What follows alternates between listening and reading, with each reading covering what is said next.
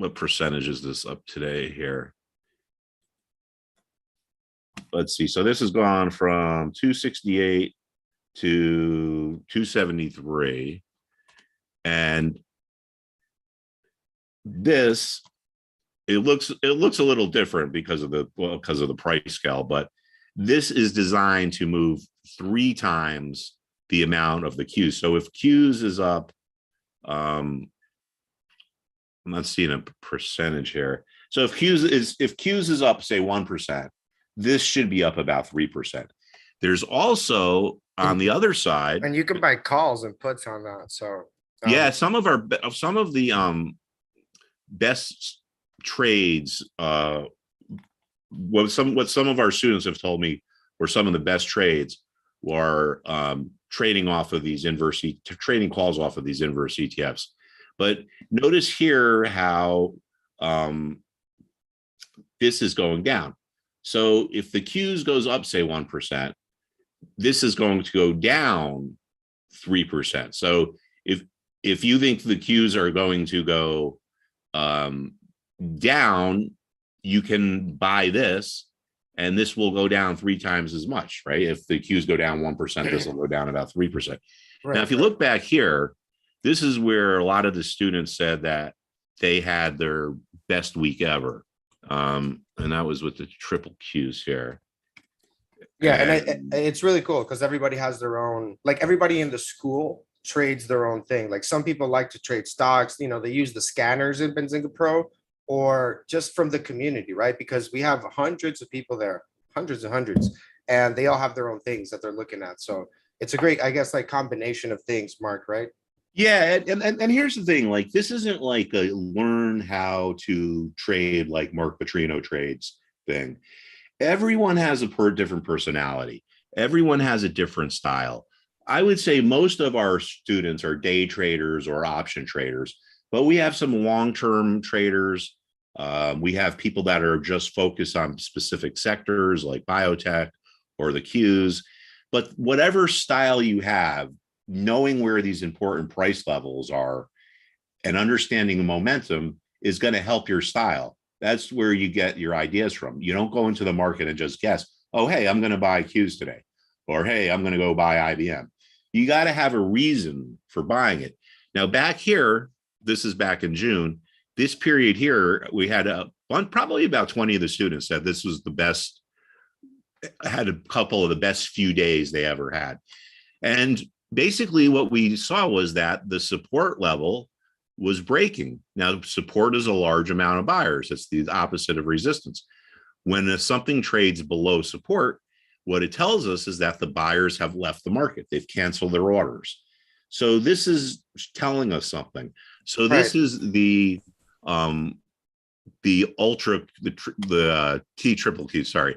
So when this thing fell, we had students that were buying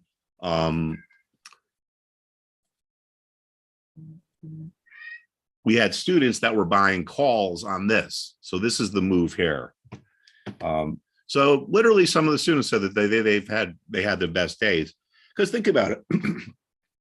An option is leveraged and this is leveraged. So you're buying a call on something that's going to be leveraged, right? Or some of the students did it the other way. They bought puts on this, right? But the point is, you get big moves when you trade off of important levels. So this is what I mean by letting the market tell us what to do. We're not just guessing. We're not just going out there saying, I'm just going to buy this today or I'm going to buy that today. Remember what I said, most of the people when they come to the class, when I ask them why they've lost money, they basically say, well, I guessed, or I had a good plan and I didn't stick to it. So this is a part of letting the market tell us what to do. So most of what we do is technical analysis, but we also do, if an important company comes out and reports its earnings, we'll go through the earnings. We look at earnings statements. We look at some of the financials. Like yesterday, a couple of the students had questions about Let me bring up American Express because this is what they were asking about. The earnings look good, but the stock was down. So we tried to figure out what was going on. Right. And we look at things like margins. So that's the trading part. Now, the fundamental part is fundamental. Traders look at market data. They look at market metrics of the broad market, the S&P 500, the Qs. Individual investors look at different sets of metrics. They look at things like this. And I think this is a really interesting thing to look at. And it's one of the really good features of Benzinga Pro. And this is what goes on in the institutional world. And I'm not giving any trading advice or anything like that. I'm just trying to, or give an idea. I'm just trying to explain here how we use it. So a fundamental manager is going to look at a company like this, and this is a really good tool, a Benzinga Pro. You can compare American Express to all the companies that are considered its rivals or peers. So a fundamental manager is going to look through this and say, this company, Capital One, has a PE ratio of 4.15. This company here, First Cash Holdings, has a PE ratio of 20.86. So the way a price earnings ratio is the amount of dollars you have to pay to get a dollar of earnings. So say a company earns $1 a year and the stock is at 10. Well, you're paying $10 to get $1 worth of earnings. Say the stock is at 20. You're paying $20 to get $1 worth of earnings.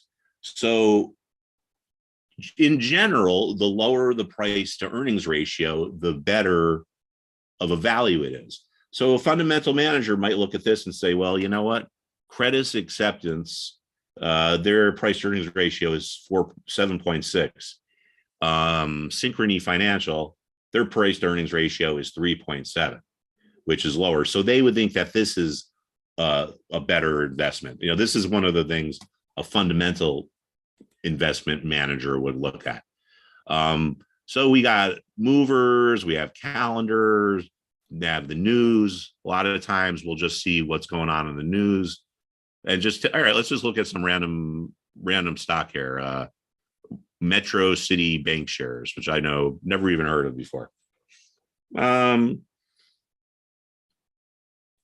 Let's see. Well, this probably isn't a good example because it doesn't really trade a lot of volume. Must be a pretty small company. All right, no problem. Let's go look for another company that trades more volume. So this is another way we can get at trading ideas, not just the breaking the levels or the technicals, but looking at news. Washington Trust. Or I'll show you something that we saw, that we noticed when Home Depot reported. We consider Home Depot like it's kind of like a bellwether, right? So one of the things a fundamental manager is going to look at are what we call the financials. And the financials typically consist of a balance sheet, an income statement, and a cash flow statement. Now, if you look at the balance sheet and you look at the inventory, you can see that in the 3 months that ended in April of last year, the inventory was, I just want to make sure I'm on the right line here, was 19 billion. All right. So, this is stuff that they have in the back, right? Stuff that they haven't sold. Notice how this inventory grows to 20 billion, to 22 billion, to 25 billion. The last 3 months coming up to the end of July, they're up to $26 billion in inventory.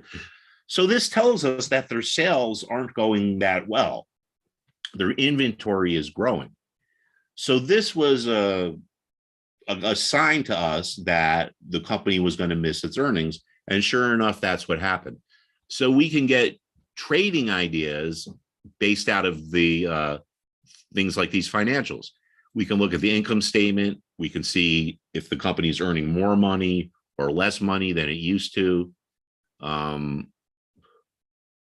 cash flow statement. We don't really look at cash flow statements too much. But really quick here, and we got Raj in the house. So Raj says that he's trading Meta. If anybody else wants Mark Putrino, former hedge fund manager, all right, traded with Steve Cohen, Mario Gabelli, head of the trading school. If you want Mark to review your trade live, post it now. But we have Raj with his trade. Let us know if you're short or long, Raj. If you have calls, if you bought the stock, if you have puts, like we don't know anything about Meta, right? Besides the fact that you're trading it. So let's just have a look at that, Mark. And yeah. Okay, and I will tell you without knowing what Raj's position is, I'll just give you my opinion of it. Now, to me, this looks pretty weak, and I don't think it's a stock that I would buy right now. And the reason why is because the market's pretty strong today, but the stock is still down, and it's in this downtrend. It's in this, let's see here. It's in this downtrend.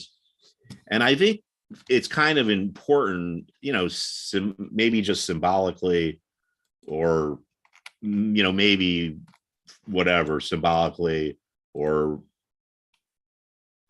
I don't know what the right word is, but I think it's important to see that Facebook, I still call it Facebook, it has dropped below the COVID lows of March of 20. Now, if you remember, this was one of the stocks that led us out of the COVID crash, right? This stock was making all-time highs in May. So 2 months after the crash, this stock was making all-time highs. So I think the fact that we've broken that former low is pretty important, because when important levels break, things move. So I think those guys literally made the top when they started talking about the metaverse and all this stuff. That was just, how do they say on CNBC? Frothy. It's froth. I don't know, man. I prefer to live in the real world myself. It just started to feel a little nuts. And to be honest, man, like, doesn't Facebook didn't have like a big whistleblower person or something like that? Like, I mean, honestly, dude, Facebook has a lot of drama. I would just personally, it's just too much for me. I'm not a big fan. I've never had a Facebook account, but this shows us an important dynamic, right? What we were just talking about. So there was major support back here, right? So a lot of people who bought this at 140 were probably like, yeah, this is great. I bought it at 140. The stock went all the way up to around 380, and now it came all the way back down. Believe it or not, it's called market memory. These levels can last and can be important for a long time. So there's a lot of people who bought it at 140 who have held on to it since then. But now that it's lower, these people are like, damn, I should have sold it when it was higher. Well, I'm going to sell it. I'm going to get out, but I don't want to lose any money. So I'm going to sell it at the same price I bought it at. So notice how the level that had been support converted into resistance, right? And it tried to get through this resistance and it wasn't able to. So this is what I mean by understanding where the important levels are. And why did Facebook find a bottom at 140? I mean, no one really knows, that's just where the buyers just happen to gather. But you can see a lot of the people that bought back then were probably selling it in here so they could get out at break even. And a lot of the people that are now losing money, it's gone on a round trip. But it illustrates an important fundamental of how what was support can become resistance. So as a trader, I probably would not buy this unless it got back up above 140. Now you might say, well, gee, Mark, why would I buy it at 140 when it's trading at 128 now? Why don't I just buy it now? And the answer is, well, it could keep going down. But if it gets back above 140, it tells us that the investors whose sell orders created this resistance have left the market. When you take supply out of a market, demand drives the prices higher. So the idea of buying something after it breaks above a resistance level is that it's going to keep trending higher because the sellers are out of the way. Right, right. So if I was to trade this, I would say I would buy it about, if it got up to say about maybe 143, that would be, well, actually, what line is this? 140. Yeah. So say it got up to 143. That would be the market telling me, all right, these sellers are out of the way. There's a good chance it's going to rally higher.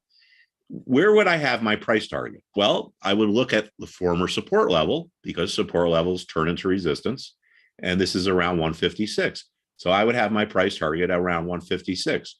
So I would buy when the resistance breaks, and when I would sell when it got to this next resistance. Then if this resistance breaks, then you get back in and buy it again. We have traders that it's not uncommon for traders to trade in and out of the same stock multiple times in a day. And it only makes sense because think about it. The reason why this would be a price target is because it was an important level. When things get to important levels and they break through or they don't, they make big moves. So a lot of times when something gets to your price target, you get out and then you kind of just watch it because it might be about to make a big move again. It could reverse, it could fail off the resistance and you get something like that, or it could break the resistance and move higher. So this is an example of letting the market tell us what to do. Not just, I see these people and some of these other trading schools or newsletters, saying like, learn how to trade like me or learn my system or learn, I'll show you the secret. There are the greatest traders in the world, the Paul Tudor Jones, Jesse Livermore, Steve Cohen, these guys understand that they let the market tell them what to do. And Jesse Livermore was a great trader back in the 20s. And he said something very interesting, allegedly.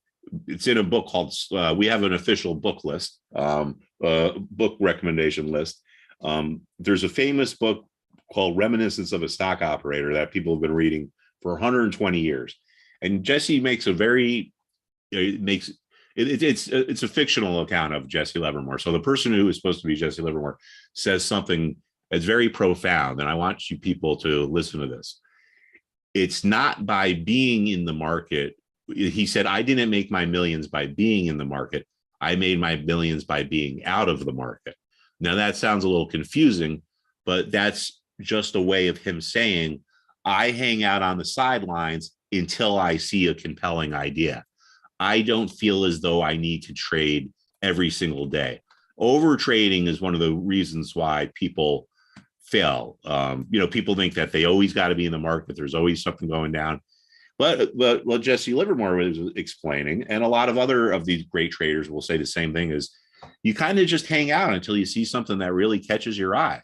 And like I said, so I wouldn't be doing anything here, but if we start to break above 143, then it's like, all right, I'm coming off the sidelines and I'm getting in. So that's something we cover in our investment psychology class, why people lose money. And it's they guess, or over trading is a big problem for a lot of people. They feel like it's the fear of missing out, the FOMO, their friends are trading, but it's okay to be on the sidelines. And that's another thing that kind of just comes along with like letting the market tell us what to do. Really quick here. And so Kevin says, I picked up IBM at 122. Don't have a lot of future faith. Happy for positive earnings. What is your thought process when looking at it, please? Thanks. All right, Kevin, we're gonna get Mark Putrino, former hedge fund manager, here to review your trade, right? But you do this in the trading school every day. Just for everybody to know, I don't even know if we mentioned it, but we have a trading school where Mark Putrino obviously leads that section, and everything from trade ideas to education, and also Benzinga Pro. And we're going to show you as well some of the scanners in a little bit, but we're going to review Kevin's trade right now. All right. And I'll post the link there in the chat if you guys want to join. Now, to me, this looks like a sell. And I'll tell you why. This is extremely overbought. That's one of our classes too, is we talk about trends and momentum. Every stock has its like typical or historical trading range, its average trading range, and they spend most of their time within the range. When it gets above the range, we call that overbought. When it gets below the range, we call that oversold. And that's important because stocks that are overbought or oversold tend to reverse. All right. Now, this is one of the indicators that we look at. It's called Bollinger Bands in the Benzinga Pro charts here. This red line is the 20-day moving average. This blue line is 2 standard deviations above this, and this blue line is 2 standard deviations below it. Why is this important? Well, when something gets overbought, it draws sellers into the market, and they could push it back down because they're waiting for, or they're expecting a reversion. So notice how IBM jumped up here, and it's above its Bollinger Band. So according to statistics, 95% of all trading should trade between these 2 bands. And you can see, like, when it got below it here, that was a good time to buy. When it got above here, it was a good time to sell. Above here was a good time to sell. It got below here was a good time to buy. So, this isn't like heavy duty, like artificial intelligence type stuff. And about 5 years ago, I worked with some artificial intelligence guys who wanted to get into the money management business. So I actually know a lot about artificial intelligence as applied to the financial industry. And a lot of those funds, their performance has been terrible. So artificial intelligence does not work for the stock market. And it's because it's based on statistics, and probability there. You assume people are rational, but people aren't rational. We can do just simple things like this. Oh, it's overbought. Let's keep an eye on it to see if it reverses. Let's see if it's overbought and it gets up to an important resistance level. That's a very 2 principles of the stock market, right? Or any financial market. Oversold stocks that get to support tend to bounce or rally, and overbought stocks that get to resistance tend to sell off. And you can actually see that right here in IBM, right back here. Has this move lower, gets up to this resistance level, gets overbought, and sells off. So just a simple little, thing like that, knowing that principle. I've known people who have built careers off of that. Just knowing where the important price levels are. That's what, if you're a market maker, that's your whole job pretty much, is to know where the price levels are, because you're trading in and out of the same stocks all day.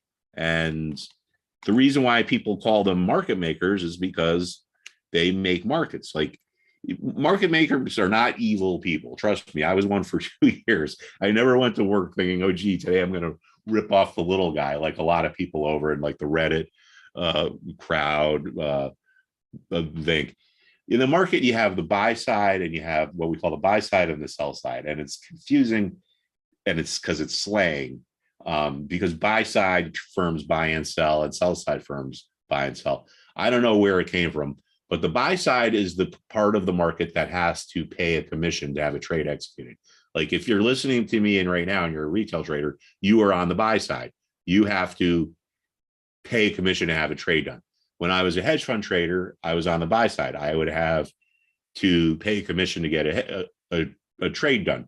So if I called up a firm, say Goldman Sachs, and I said, let me talk to your Goldman Sachs, your IBM market maker.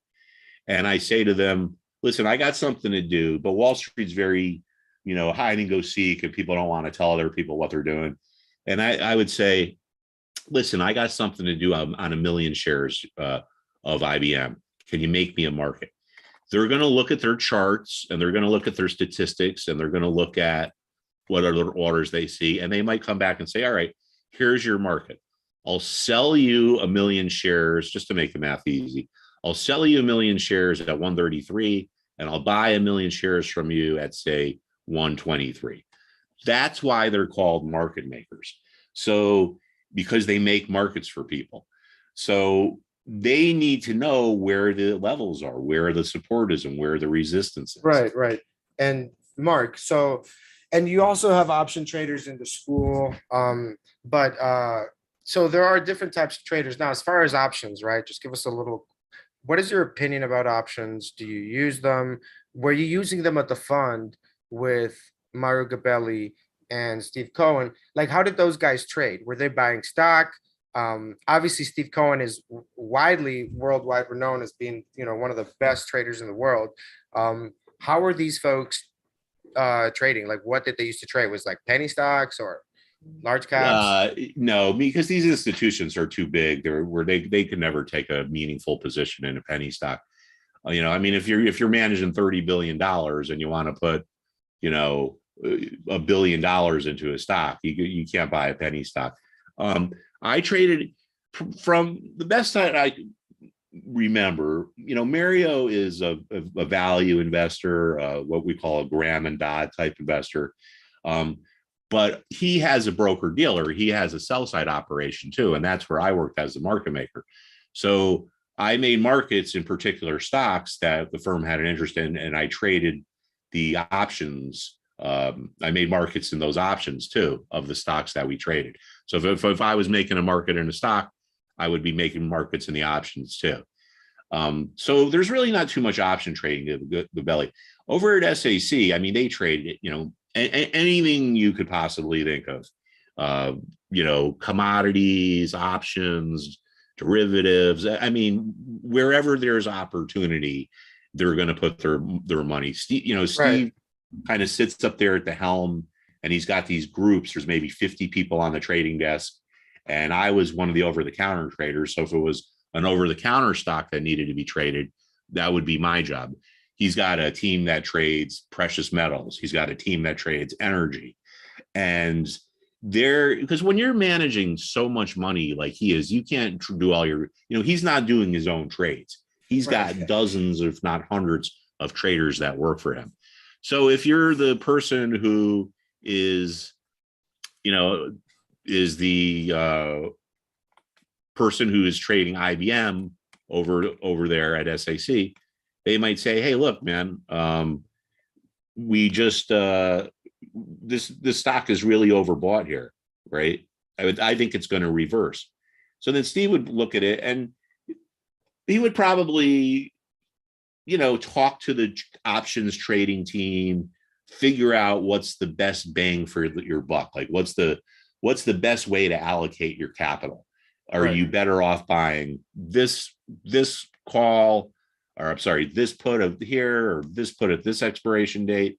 And then he would make his decision on that. But I remember him primarily, he was a stock trader, because, you're trading billions of dollars. You need to have things that have a lot of liquidity. So he would look at something like this and say, all right, IBM, let's short 1 million shares here. Because, if you want to put $130 million into something, that's going to be a really big order for the options market. Then there are more complicated things that we won't talk about today, but they do swap agreements and forwards and so forth. Right. But yeah, I mean, at SAC, you name it, they trade it.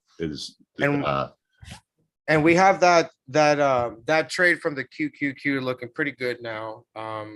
Maybe we can revisit the QQQ. You got a minute chart there? Is there a way that you can maybe look at like a little bit more?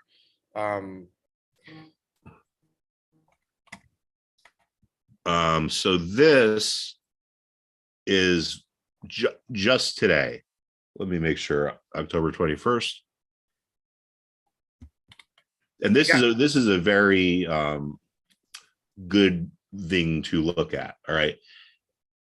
So let me just take these. We know it's overbought, so I'm going to take the Bollinger Bands off just to make it easier to see.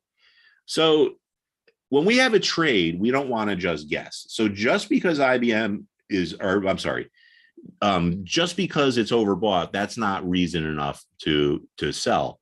What I would say is, if I was in this position today, this is where the market opened.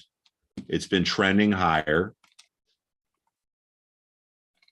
And I would basically tell myself, as long as the Qs are above this trend line. Yeah, if anybody else took that trade, all right. Let's go.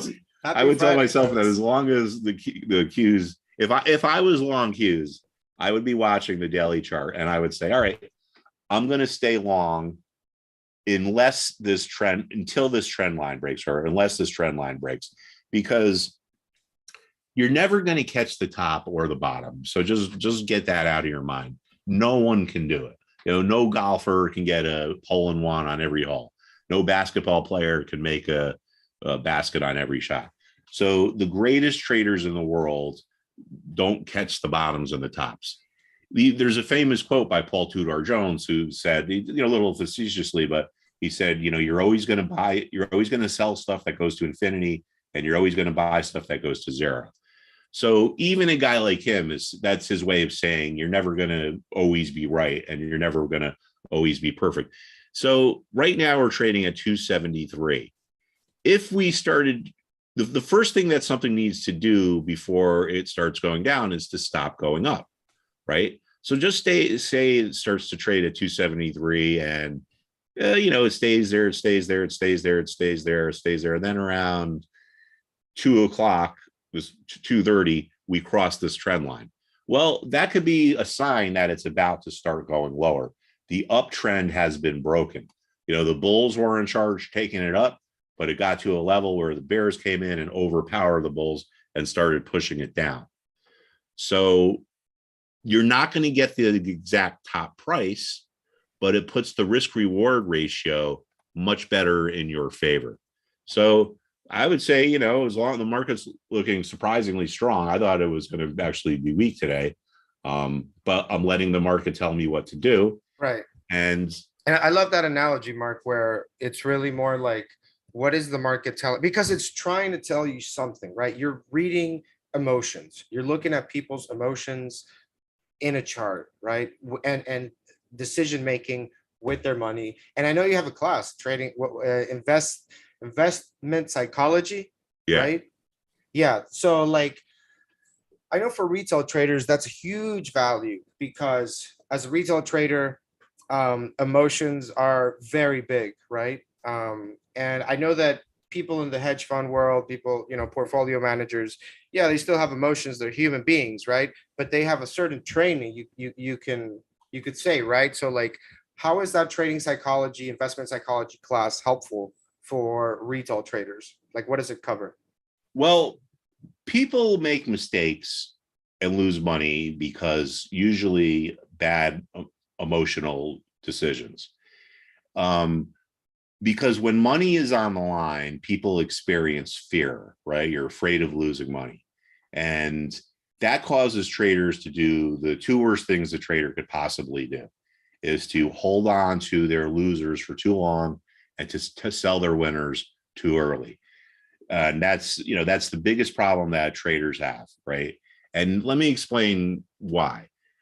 Let's just say, hypothetically, you were paper trading, meaning you're just kind of coming up with designing a system and a strategy, and you get comfortable with it, and it tells you, all right, let's buy 1,000 shares at 10. So you put $10,000 into this, and your model tells you it's going to go to 15. So you're paper trading. You don't have any real money on the line. You watch it, it goes to 10, it goes to 11, it goes to 12, goes to 13, it goes to 14, it goes to 15, and you say, hey, this is easy, man. I made 50% on my trade. Now, let's suppose same idea, but let's suppose that it's real money. All right. $10,000 is a lot of money for anyone. Now you buy the stock, you invest $10,000, it goes to 11. You say, oh, this is good. It goes to 12. And it's like, oh, I just made $2,000. It goes to 13, and you say, oh, you know what? That's $3,000. I'm selling it, right? I'm selling it because I'm afraid. I don't want to lose my profit. I'm going to sell it. And then sure enough, it goes to 15, and you say, man, I left $2,000 on the table, right? Because fear made you sell too soon. You sold before you got to your price target. The same example on the downside. If it's a paper trade and you tell yourself, all right, I'm going to buy it at 10. If it goes to 9, I'm going to just take my $1,000 loss and move on and look at something else. And that I'm going to get stopped out. So the stock is at 10, it goes to 9. You say, all right, I'm out, whatever. I lost $1,000 on paper. Now, say it's real money and you buy the stock and you're looking at it and you're like, wow, I have $1,000 loss here. I'm afraid. I'm afraid. So I'm not going to sell it. I'm going to hold on to it. And it keeps going down. So that's where the emotion comes into play. When money is on the line, it causes fear, and fear causes people to do irrational things. Right. I guess you're absolutely right. Because at the end of the day, it's a little bit more like there's a lot more to trading than just buying and selling, Mark. Right. So, and you do have. So, what are all the for those that have questions here, Mark? What can you just give us like an over, like how many chapters is it's 8 chapters, right? What are the chapters? What do they cover? There's 8 classes. So the first class we just talk about philosophy, the trading styles and so forth, the stuff that we're kind of going over now. The second lesson is on levels, which is how to identify which levels are important, what's support, what's resistance. The third class covers momentum and trends. We need to update the syllabus because we just added a class number 4 is option basics. Class number 5 is going over patterns, the head and shoulders pattern, triangles. Class number 6 is psychology. Class number 7 is how to look at the broader market and look at all the sectors and so forth that we were talking about, right? And to get insight into which way the broader market's going to move. And then the class number 8 is how to build trading models and trading strategies. So I think what makes this class unique is that, like in the morning, say it's our lessons class say it's our class on levels. Okay. We'll discuss why something becomes support, why something becomes resistance. Then we'll go out into the actual stock market and we'll look at the actual stocks that are testing support or resistance.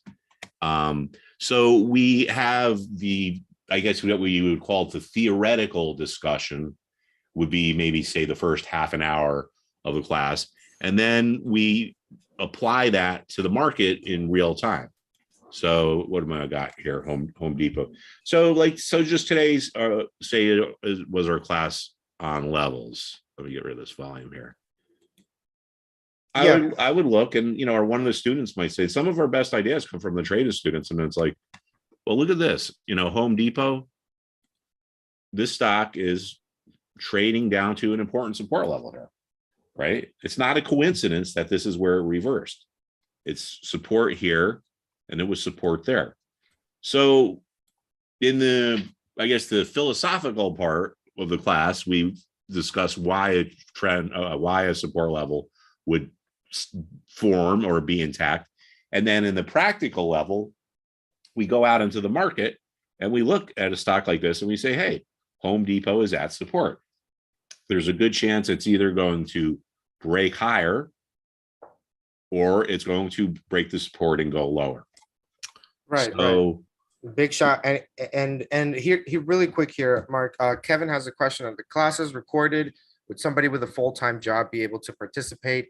Mark, we have tons. So we're getting a lot of questions. Let's just get this out of the way. All right. So we can kind of move on. Everybody that joins will get a laptop. All right. Everybody. All right. You do get Benzinga Pro with the trading school. The classes are Monday to Friday, TQQ, Q calls, ripping. Let's go. And also we have the entire class there with Mark Putrino. So again, just keep in mind, folks, even if you're an advanced trader, there's no way you're going to tell me you cannot learn something from somebody that's traded with the best. Sometimes you just have to recognize really like the reality of things, right? Where top performers in industries, different industries, right?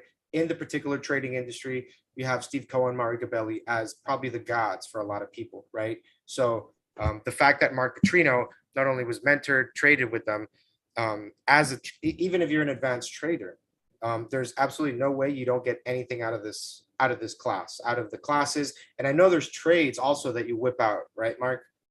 Yeah. There's in the trading school, we post a couple trading ideas.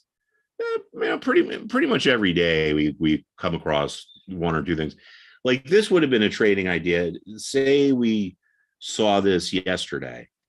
I would say, well, this is a potential idea here for a long trade because we're oversold. We're at that lower Bollinger band and we're at support.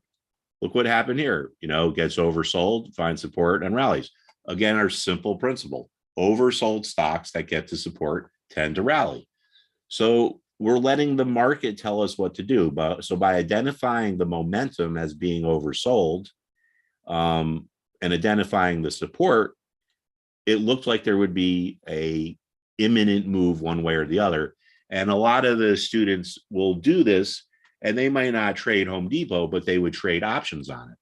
So if you get a stock that gets to really oversold or overbought, and it gets to an important level, there's a chance that imminently, meaning, within the next day or two or week, maybe it's going to make a move one way or the other. It's kind of similar with the day traders too, right? A lot of the day traders ask me, like, how far back should I look on a chart? And my answer is, well, as far back as it takes. Like if you were a day trader, you would want to know that this 140 level is important. I'm sorry, got the wrong stock in my mind here. This 267 level is important. So just say yesterday you're a day trader, and you say, I'm going to buy Home Depot if it gets to 265. All right. Well, guess what? You had the right idea because it's up today, but you missed it because you aren't aware of this longer term support level here. So short-term moves, unless they're some kind of news related thing, stocks make big moves when they get to specific price levels and they get overbought or oversold. So when you see something that's oversold and it's at a support level, there's a good chance that over the next few days that's going to make them move higher. So we let the market tell us what to do. So even if you're a day trader or an options trader, I think this is probably the most effective strategy that we have, or we talk about, is using longer term fundamentals or longer term dynamics to come up with short term trading ideas. Right. So let's, for example, as an example, right, because I have a live trade. I called it out here. Let's look at QQQ. It's hitting that resistance level from yesterday, Mark. And this can basically serve as an example for people that are watching, that are trying to learn how to trade, how to make quick money here and there, whatever, right? Like an additional revenue stream, how you would pretty much be in the school, right? Like how you pretty much would teach this, and whenever they have questions during the live sessions that you have. Well, for this, like I said, I would just, as long as it's above that trend line, I would let it run. And if I was a day trader, I would be looking at this up close here, and I would say, where is there a chance that there's going to be resistance? And a lot of times there's resistance where there were prior opens and closes, because that's where the most volume trades. So if I was in Qs and I was a day trader, I would be long it as long as it stayed above that trend line that we looked at. And my target price would be right around here, because I think that there's a good chance it's going to hit resistance here again. Yeah, no, I'm definitely not holding this overnight. I want to have a relaxed weekend. It's been quite a market. This market is like having a crazy girlfriend. I feel like sometimes it's it's like it's a relationship. It is a relationship, right? But it's like sometimes you'll just see these crazy reactions or whatever, and it's you'll the thing here, Mark, is really to take advantage of the volatility, right? Being able to trade the ups, the downs, being agnostic, right? Recognizing when you're wrong, right? For example, if you're shorting today, probably not a good idea. But there are some days that you could do it, right? So it's really about like kind of letting like finding who you are as a trader, right? Realizing who you are as a trader, your risk management, uh, I mean, personality, you could say, right? Um, yeah, everyone has a different style, and people that are some of the people that are newer that have never traded before or have done really well, and it's because they didn't really need to unlearn anything. You know, one of my students makes a very good analogy, and this goes back to the thing of letting the market tell you what to do. He says, you know, you go fishing when the fish are biting. If the fish aren't biting, you don't go fishing. So basically, what he's saying is when things are moving around, that's when there's opportunity. If stuff is just kind of flatlining and not going anywhere and it's just neutral, then you're not fishing. Then you actually, you know, I don't know, take the day off, you know, do whatever it is that you like to do. But this all goes back to letting the market tell us what to do, not forcing it. If you come in one day and you say, I don't really see anything that looks good, but you know what? I'm going to go out and I'm going to buy Bed Bath and Beyond, for instance, or whatever, or any stock. Well, you're just guessing. You're just making an emotional decision. You're making a like a you know it's like an impulsive decision. You're not. It's not reasoned. It's not well thought out. But if you tell yourself, hey, this particular stock has reached support and it's oversold, then that's a logical reason for buying it. I mean, it's no guarantee, right, that it's going to work, but at least it puts the Right. odds in your favor. A stock that's oversold and at support has greater odds of moving higher than a stock that's neutral or a stock that's overbought and at resistance. So it all comes back to we let the market tell us what to do. And if the market is not giving us any signs, then it's okay to stay on the sidelines. It's absolutely okay to stay on the sidelines. However, I feel that in life you should be proactive. I feel that in life you should look for opportunities wherever they can be. And the stock market is a great opportunity that I found. And I found the stock market during the COVID situation, Mark, where it's like business is slowing down. So, you know, it's time to make additional revenue. It's time to find additional revenue streams. It doesn't matter what you do. You could be a CEO, you could be working anywhere, right? But the stock market is a great opportunity for anybody from any part of the world. If you can find a broker that can take your trades to make money, right? Because ultimately times are tough, right? Right now times are tough, and we're not going to be getting, you know, like checks from the government like this forever. Maybe in some places, but I wouldn't count on it. So I feel that it's time to be proactive, and I feel that having the stock market there does give you that opportunity, Mark, where it's if you do want to make additional money and learn this trade, because everything is a trade, right? You're a carpenter, you could be a plumber, anything that you do, right? You have a skill set, and there are things that you have to learn. It's a process, nothing's overnight, especially getting good at something. It takes a long time. It just takes a long time. So I feel that this is a great opportunity, Mark, for everybody really to be able to, who is feeling that they should be on the sidelines, to really take action and be proactive about it. Yeah, well, you know, like it depends what your styles. I guess I should elaborate a little bit more. Like, say all you do is trade cues. Like that's the one thing you do. And I know we have a couple students that like that's all they do is they trade cues. Well, if you don't see anything going on, and if it doesn't look like cues is going to make a move, and it's just neutral, then you know, then that's a day maybe where you don't trade. But then if you have a style where you're open to trading anything and you don't specify or specialize in a particular sector or area, then you know there's always a bull market going on somewhere. Um, So again, a lot of that comes down to your style. Uh, some people like trading the broad market and like to be able to trade anything, and some students just stick to their particular things and just like try to master them. And that's another personal choice that fits is a personality. Do you pick 5 stocks and just follow those 5 stocks and really get to know them and really get to know their personalities? Or are you open to trading anything that looks like an opportunity, regardless of what sector it's in? And that's a personal decision. That comes down to personality. That's why, like, when I see these classes, like, like watch me trade or learn how to trade like I trade, it's not going to work out, right? Because it might work out for that person, but that's their personality. It's like if you go and you take guitar lessons from a guitar teacher, you're not going to play just like that guitar teacher.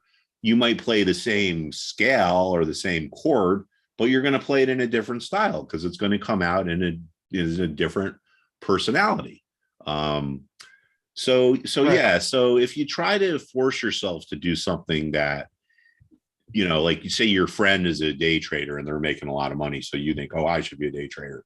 Well, you might have a different makeup and a different personality than your friend, and maybe you would be better off being, like, say, a swing trader, which is someone who holds a stock, I don't know, for a week or 2 weeks or 3 weeks or whatever. There's different personalities. And I think that's something that, I mean, this is really why the trading school, I'm such a big fan of it, really, because like there's no beginner's manual when you start trading. The brokerage could care less if you make money or not. Ultimately, they take your money when you buy calls and puts and things like that. When you buy calls and they expire worthless, you might as well just send a check to Goldman Sachs. So, and this really comes down, it just hits so many points, really, where the trading school not just helps you make money, it helps you do that, but it also saves you from doing silly mistakes. And from talking to about maybe like 8,000 traders throughout my standing here, right, at Benzinga,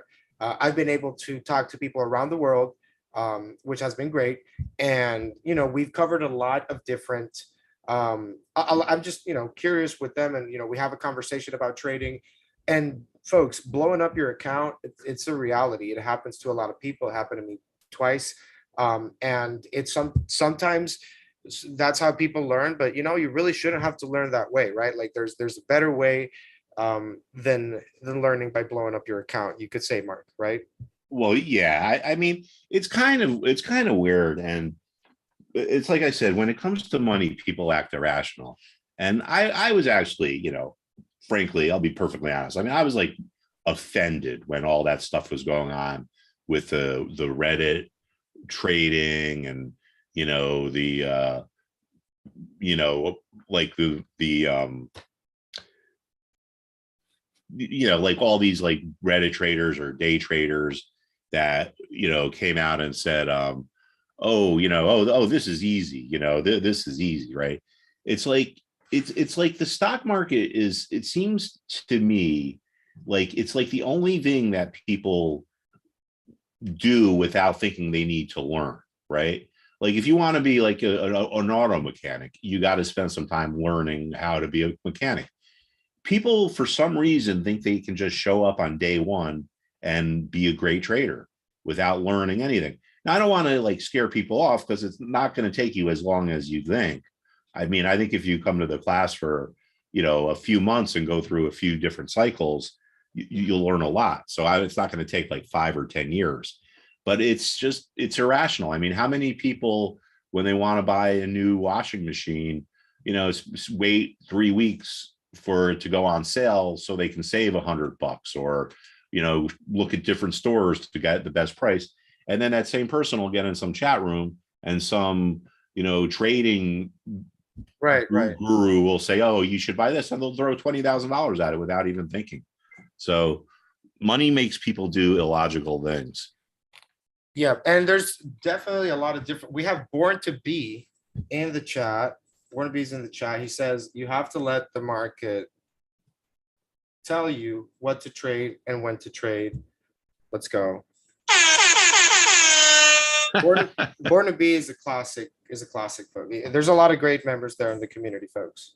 Yeah, we have I'm proud of that too. We have a very diverse community. All different ages. A lot of our more active traders are women.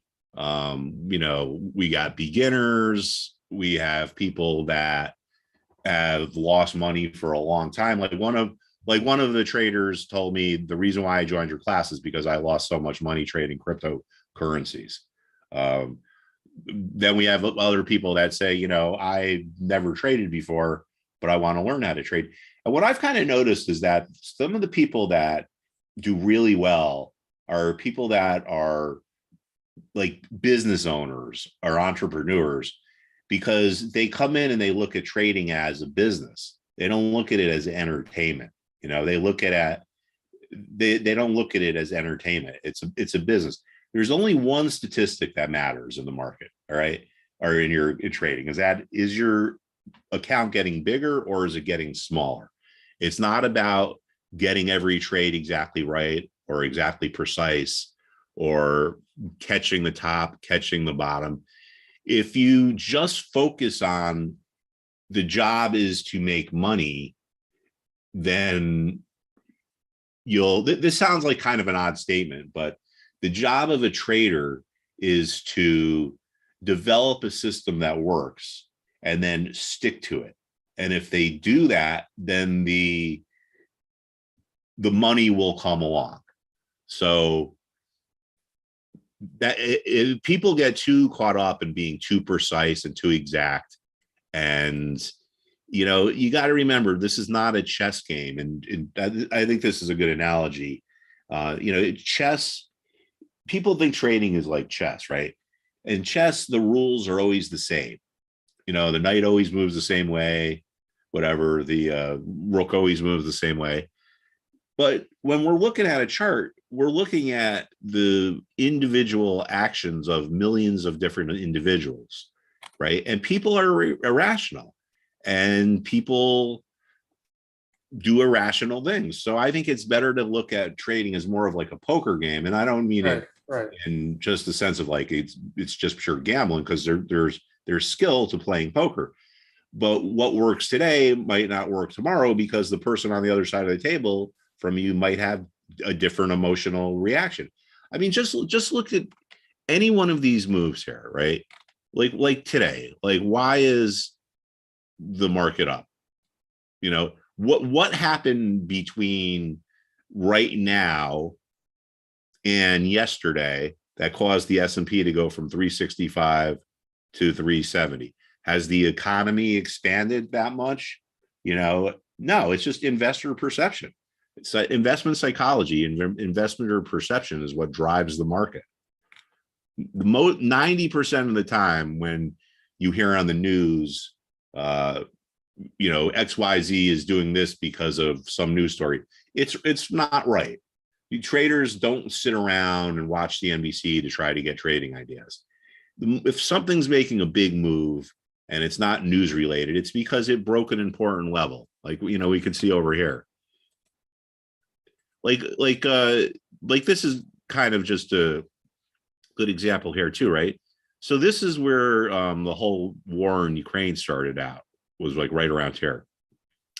So the market was going down, and all we hear is, Ukraine, war in Ukraine. I don't want to belittle it, because obviously it's a terrible thing. But I was explaining to the class, like this is not really affecting the stock market. I mean, it's terrible, but what's war in Ukraine going to do to the earnings of Apple? Probably nothing. So here the media is saying the market's going down because of Ukraine, and here it starts going up, even though the war is still going on. So if they were right in the media, logic would dictate that it just keeps going down. So it's very confusing, because there's a lot of misinformation. There's a lot of people that are like actually just downright frauds that are just sell you a newsletter, try to rip you off. most of the people on the news in the financial media are out of the journalism world. They're not out of the trading world, so they don't understand how trading works. And Right. I see people all the time say things that are wrong.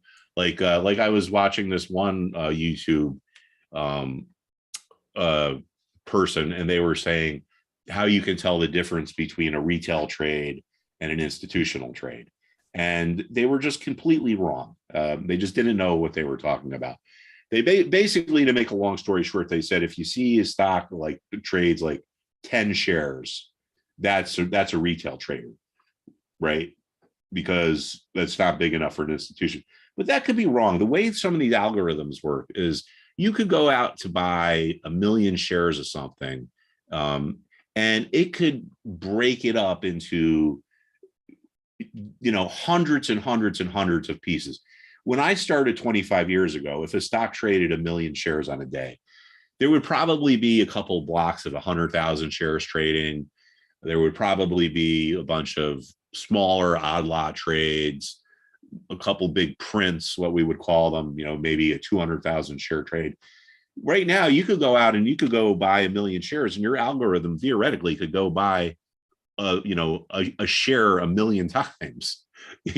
So just because you see 10 shares traded on the tape doesn't mean it's retail. It could be some institutional trader that's just using an algorithm that's going to different places.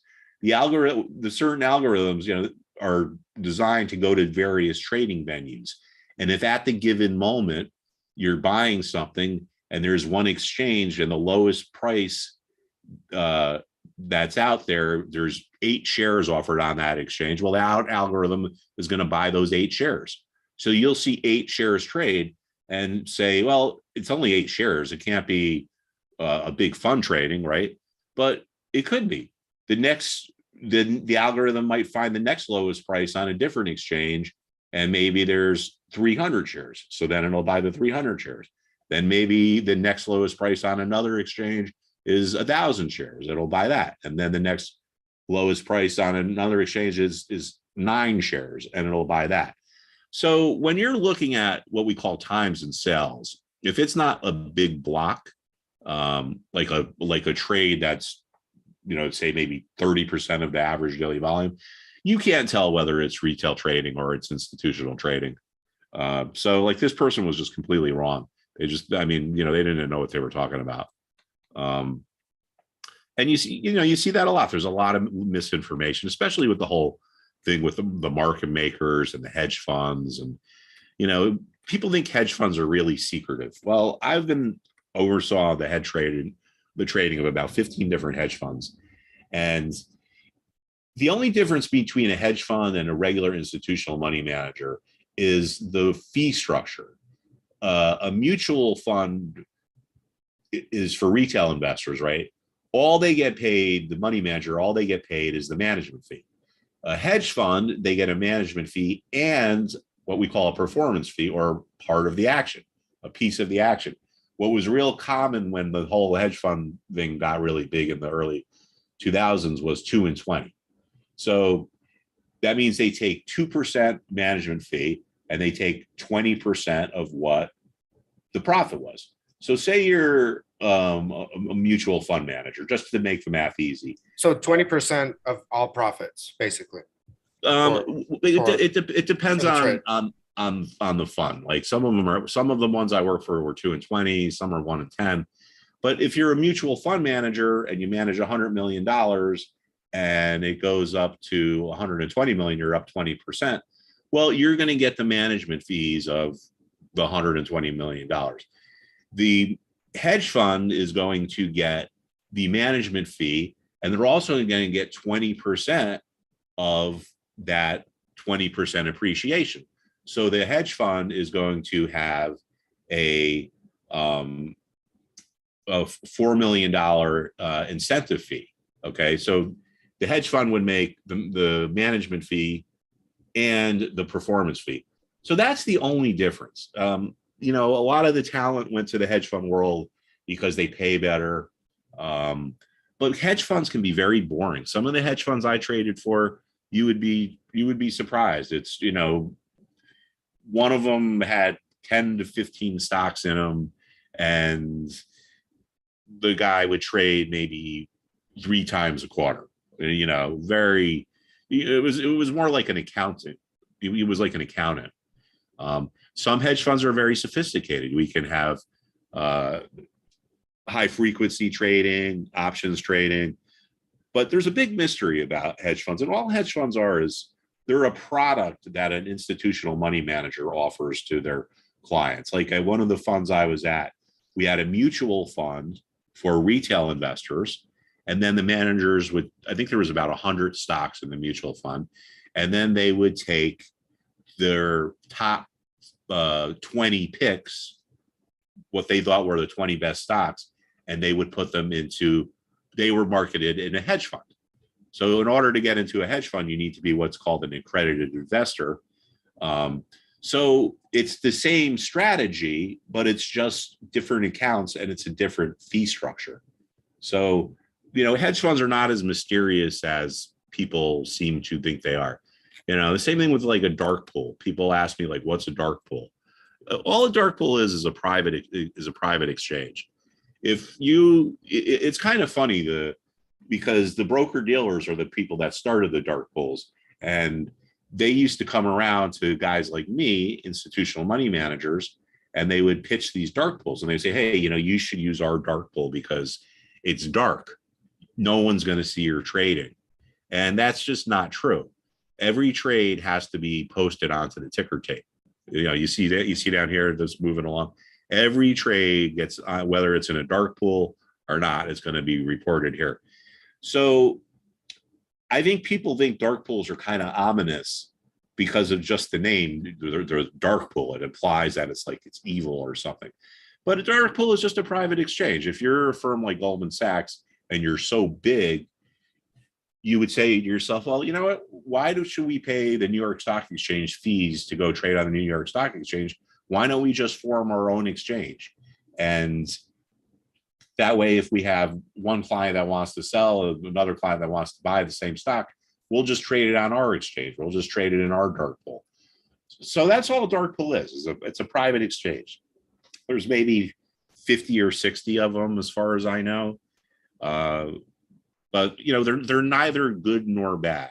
Or the whole thing with the algorithms, you know, all algorithms are computers programs that traders use to execute their trades. Just like a carpenter uses a hammer or a mechanic uses a wrench, a trader would use an algorithm. Now, I'll just give you an example of what's probably the most simple algorithm there is. Spider here, I want to buy 10% of the volume over the day, and you'll get the average price.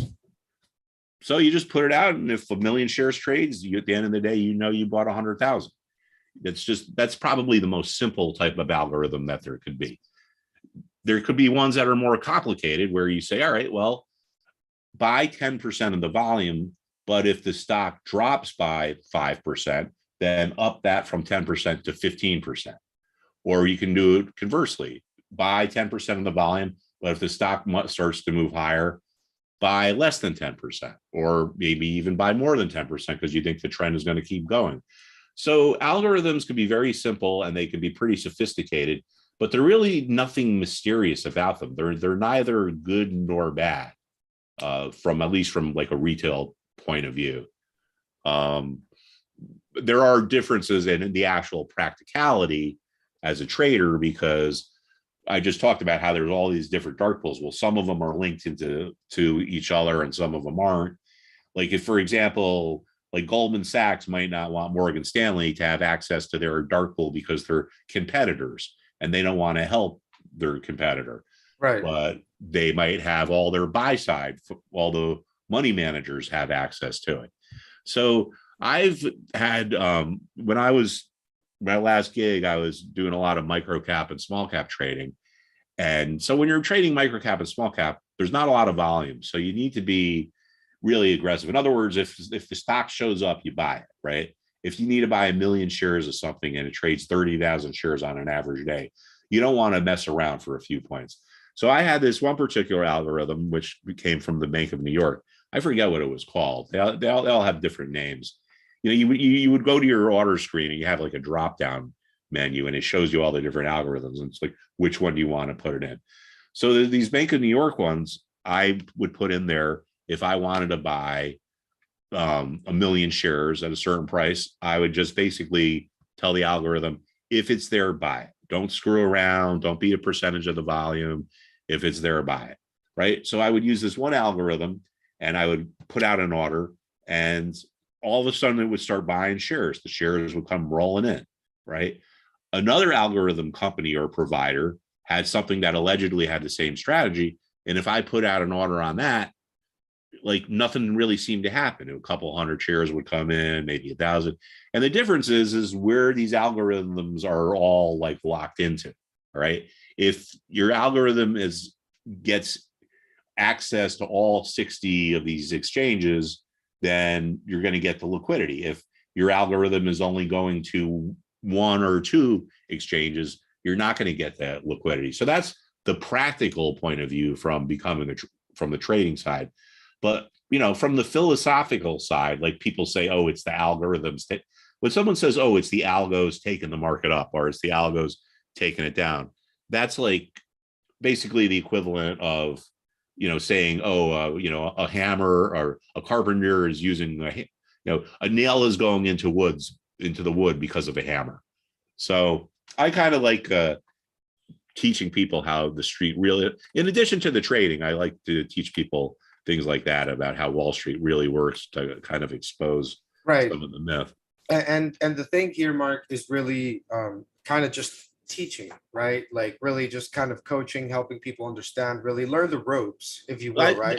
What I want to do is learn people to be able to teach themselves, to come up with their own trading ideas. And by learning these market principles, people develop styles that fit their personalities. And I think that's why we've had such a good success rate, because I'm not saying trade like me. I'm saying figure out what fits your style and what you look like looking at. Different people have different eyes and they see different things, and someone might see something and someone else might look at something and see it completely different. Right. So you gotta accept the fact that you gotta use a strategy or a style that's fits your personality. So if you're not, you're going to be trying to jam a round peg into a square hole, and maybe you get it in there, but your success rate is probably not going to be you might get lucky, but you're not going to have long-term success if you're not doing something that fits your personality. Learning to trade, Mark, in 2020 was a spoil for a lot of people, right?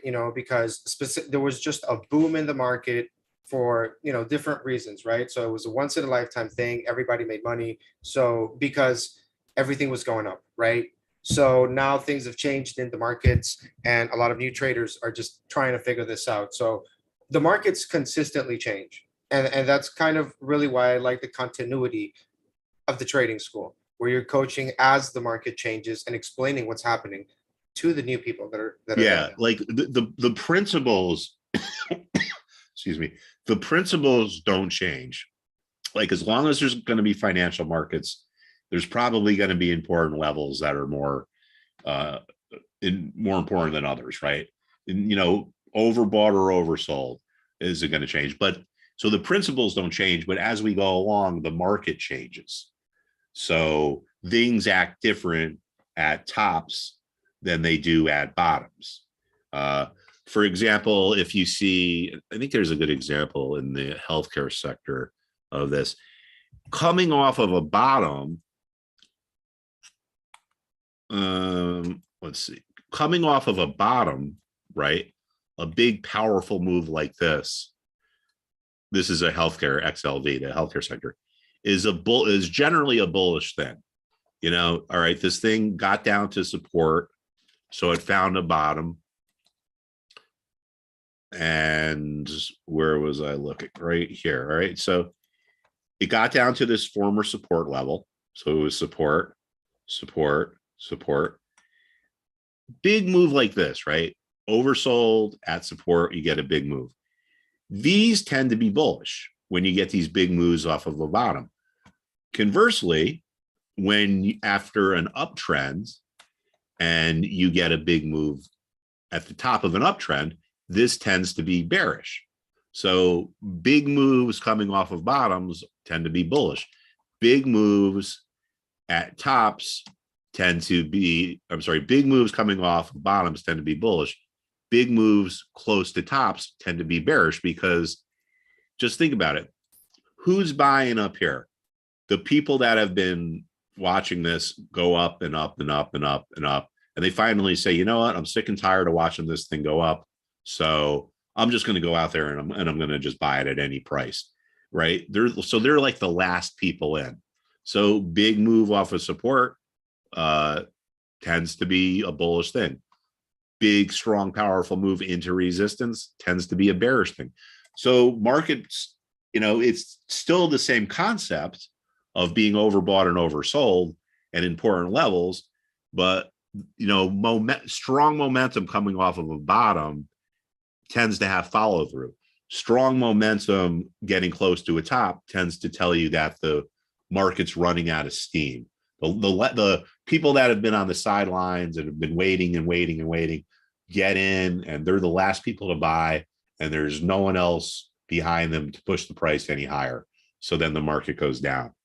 So I think that's a good thing with the the principles don't change, but the market does.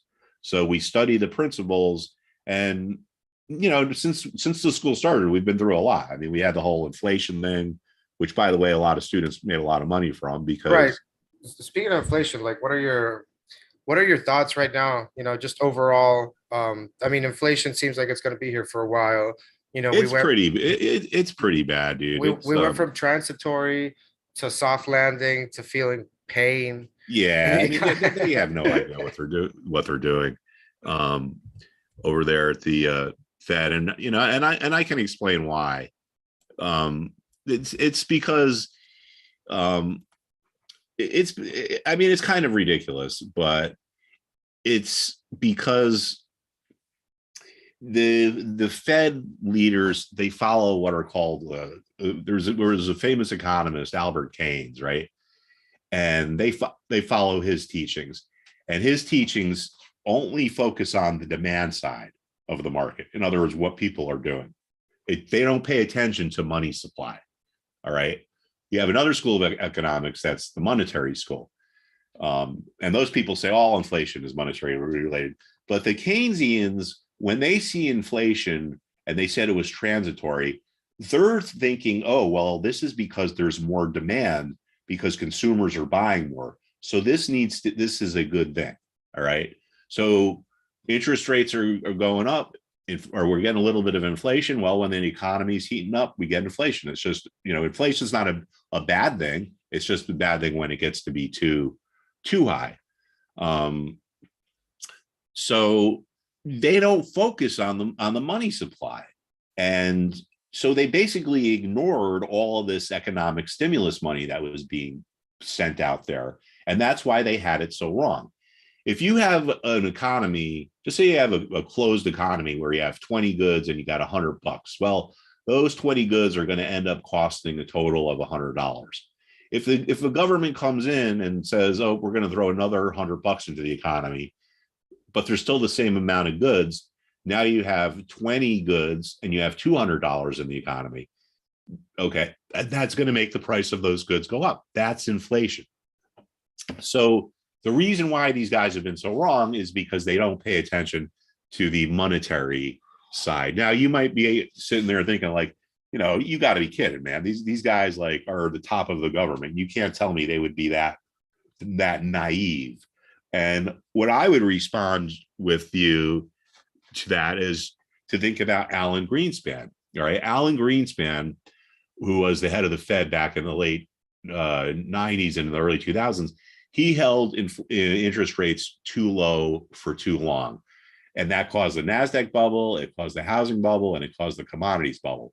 And when they did a whole, the whatever financial committee or whatever did, their analysis of what happened, they said it was because, well, Alan Greenspan was following the teachings of Ayn Rand, the person what's the name of the book that Ayn Rand wrote?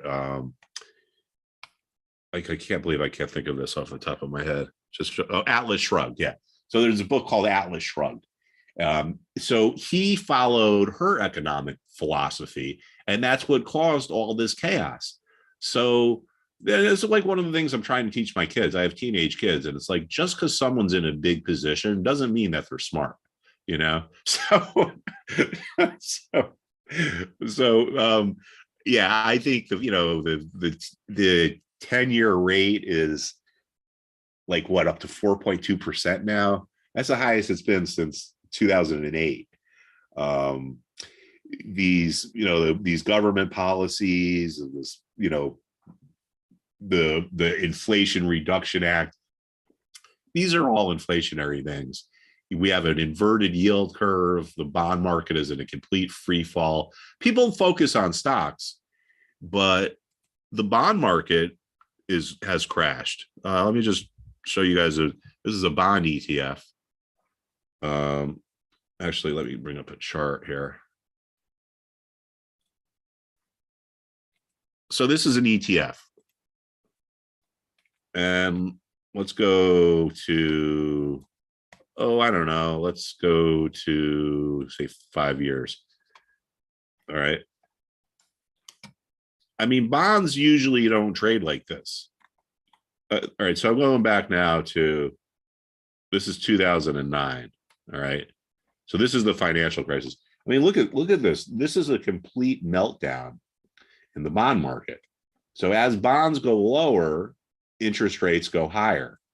So, I mean, when you look at this chart, this doesn't look to me like it's going to stop going down anytime soon. Right. So do you think, we could just be getting started in this, right? But like, at any point, is this attractive? Any of these safe bonds, quote unquote? I want to buy them yet. Yeah, I mean, I want it because this still looks like we're in a complete free fall here. So, maybe if it reverses, and we talked about our trend lines, you can't catch the bottom, so don't even try. But maybe if we break this, but I see frightening things all over the place. I see negative things all over the place. I just want to show you guys this before we have to wrap it up, because I thought this really was kind of interesting. So this is what I talked about before this. There's a couple websites. There's maybe 5 or 10 websites that we look at that we can get good insight from, that are all from like think tanks or whatever.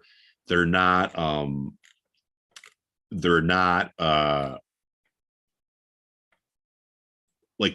biased because they're not trying to sell anything. So let's see. Listen to this. Disruptive market forces are multiplying as the world struggles to navigate the worst global energy crisis in history. You think about that. The worst global energy crisis in history. So when you see things like that, it's pretty hard to be it's pretty hard to be bullish. Like the relentless deterioration of the economy, and then and this is like a legit place here. I mean, if you're interested in energy, you could pretty much find anything you absolutely need to know on here. But is there any we chance see things like that and turning around, or it's hard to be bullish when they're talking about how we're going to have the greatest energy crisis in history. I mean, I live in New England, and they're already saying there's natural gas shortages, so people that get their heat from natural gas are going to be having problems this winter. So, yeah, I mean, I don't really see anything to be bullish about at this point. So, I know we're getting a little bit of a move up today, but my suspicion is it's probably not going to last. But we let the market tell us what to do as we pass certain resistance levels or support levels. If the market breaks whatever resistance it's testing, then that's the market saying, hey, we're going higher. So I'm not going to, I could talk about, like I'm bearish when I see things like that energy report there.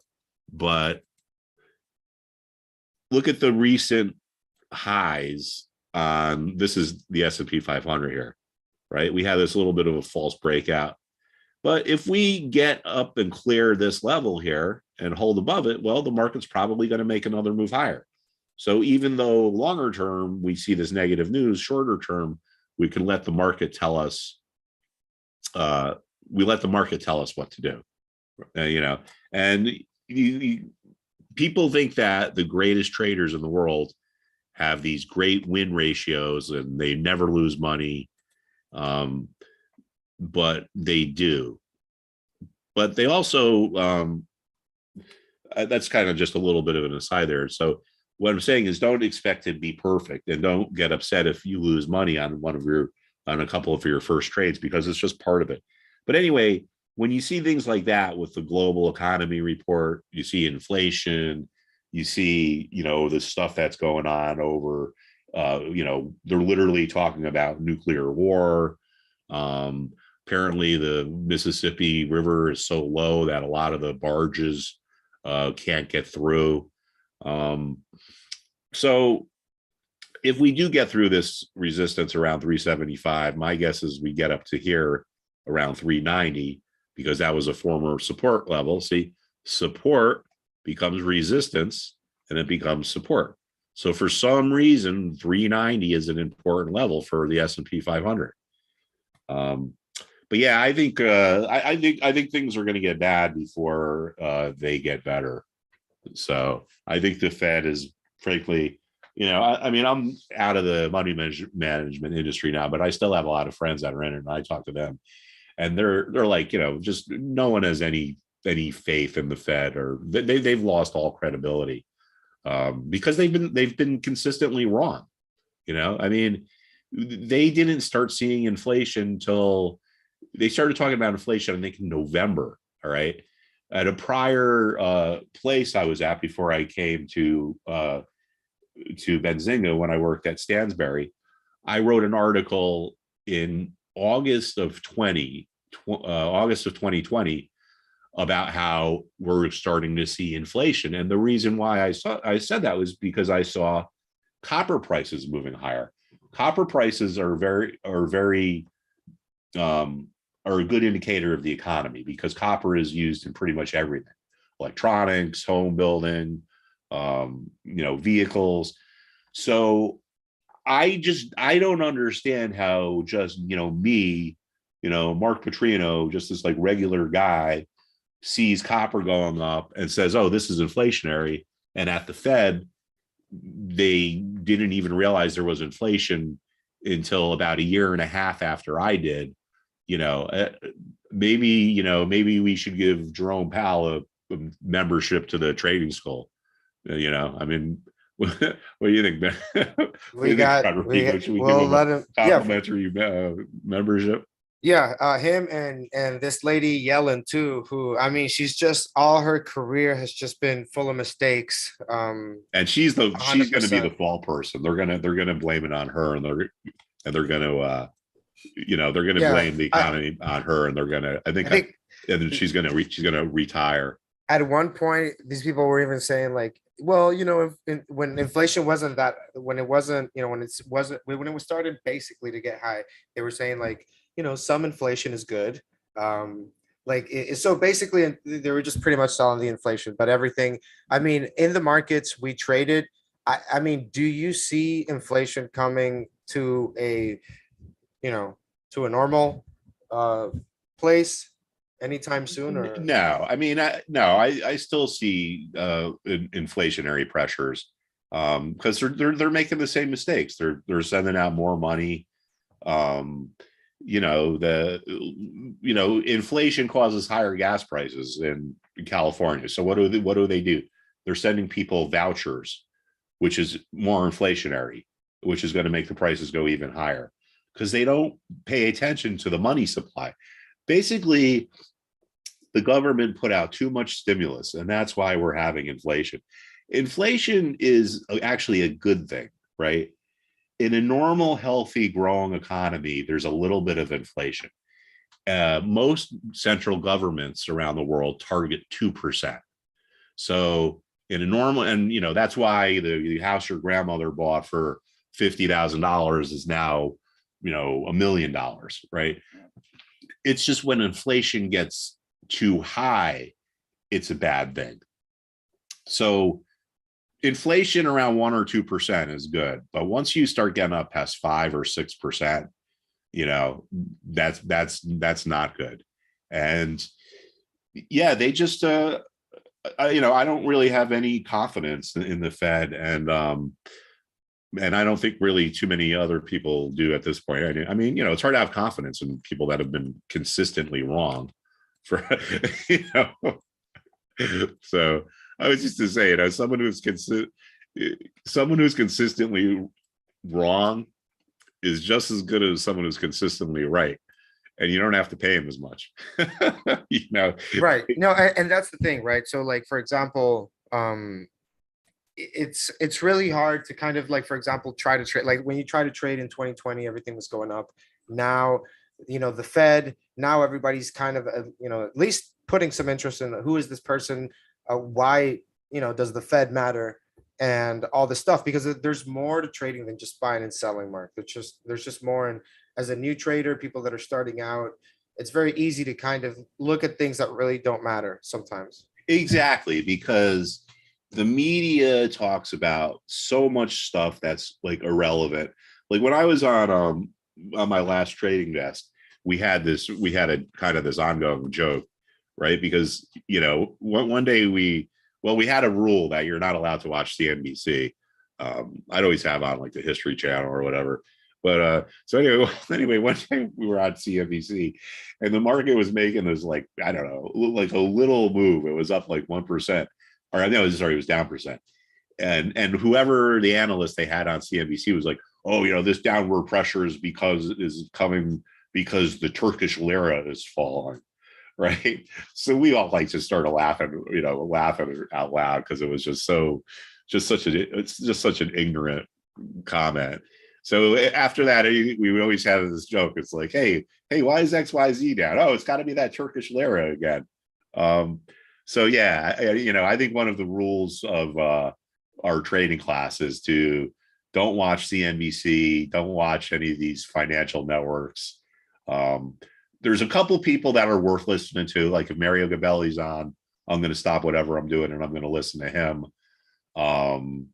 There's a lady named Stephanie Pomboy, who I think is really smart. If I see her, I'm going to listen to what she says. But 98% of the people are, like, just even think about this, right? When the market was falling apart here, so this is March and this is June. How many experts did you hear say, go to cash? It's time to go to cash. Go to cash. Go to cash. Go to cash. This guy comes on, go to cash. Another guy comes on, go to cash. If you think the market's going down, why go to cash? Why don't you go buy an inverse ETF that's going to go up, right? This ETF here is designed to go the exact opposite direction of the S&P. So instead of going to cash, you could have been buying this here and selling it here, right? So a lot of our students actually made money off of the inflation trade. But it's astonishing to me that like a professional wealth manager they don't even seem to know that things like this exist. And that's one of the takeaways from a lot of the new students, is that like they were surprised that you can actually make money when a market is going down. And frankly, it's easier to make money when the market is going down than when it's going up, because markets go down much faster than they go up, because people sell on fear, and fear is a much more powerful emotion than hope, and people buy on hope. So that's why you get, these big moves, like big move down driven by panic, slow move kind of up, big move down. So it's a lot of ways it's easier to trade on the short side. I mean, we have one student who has developed a strategy, and I mean, this dude's this dude's making a lot of money. And basically what he does is he looks for things that are at resistance. And if they start to break, they start to fade off the resistance, he buys puts on them. So his whole strategy, well, I mean, at least from what I know, is the main part of his strategy, at least, is buying puts when stocks fail at resistance. And he's had a very good track record. He also has a thing where what he does is if he owns a stock and it's at resistance, he can, if he owns the stock, he will sell a covered call. You know, you sell the call above the resistance, or you sell it with the strike price above the resistance, because there's a good chance the call is not going to get there if the resistance doesn't break. So if you own a stock and you sell a call, that's called selling a covered call. And people do that for income. So for instance, at this time here, when we're hitting resistance at 430, he might have sold a call. Just pretend that this was a stock and he owned it. He would sell the call at 440 and he would get that money. And if the stock doesn't break resistance and starts going down, then he gets to keep the money from selling the call. He sells the stock and then he buys the put. So it's all just, you know, so much of it is just based on levels, and people find it, you know, like they think that they're going to learn some great, you know, like some super secret strategy. And I think this is a kind of a good example here of what we call market memory. Let's see, is this CVS? All right, so CVS, so something doesn't look right here. Okay, here we go. Sorry, just didn't go back long enough there. You know, we talk about market memory, and no academic could explain this. No fundamental manager could explain this. Only a trader could understand something like this. So this is July of 2015, and where does CVS stall out? Right around the 111 level. We go back to this February, they reported earnings. Look at where it stalled out. Same level as from 7 years ago, right? Look at this particular level here. You know, clear resistance from November of 16 to November of 18.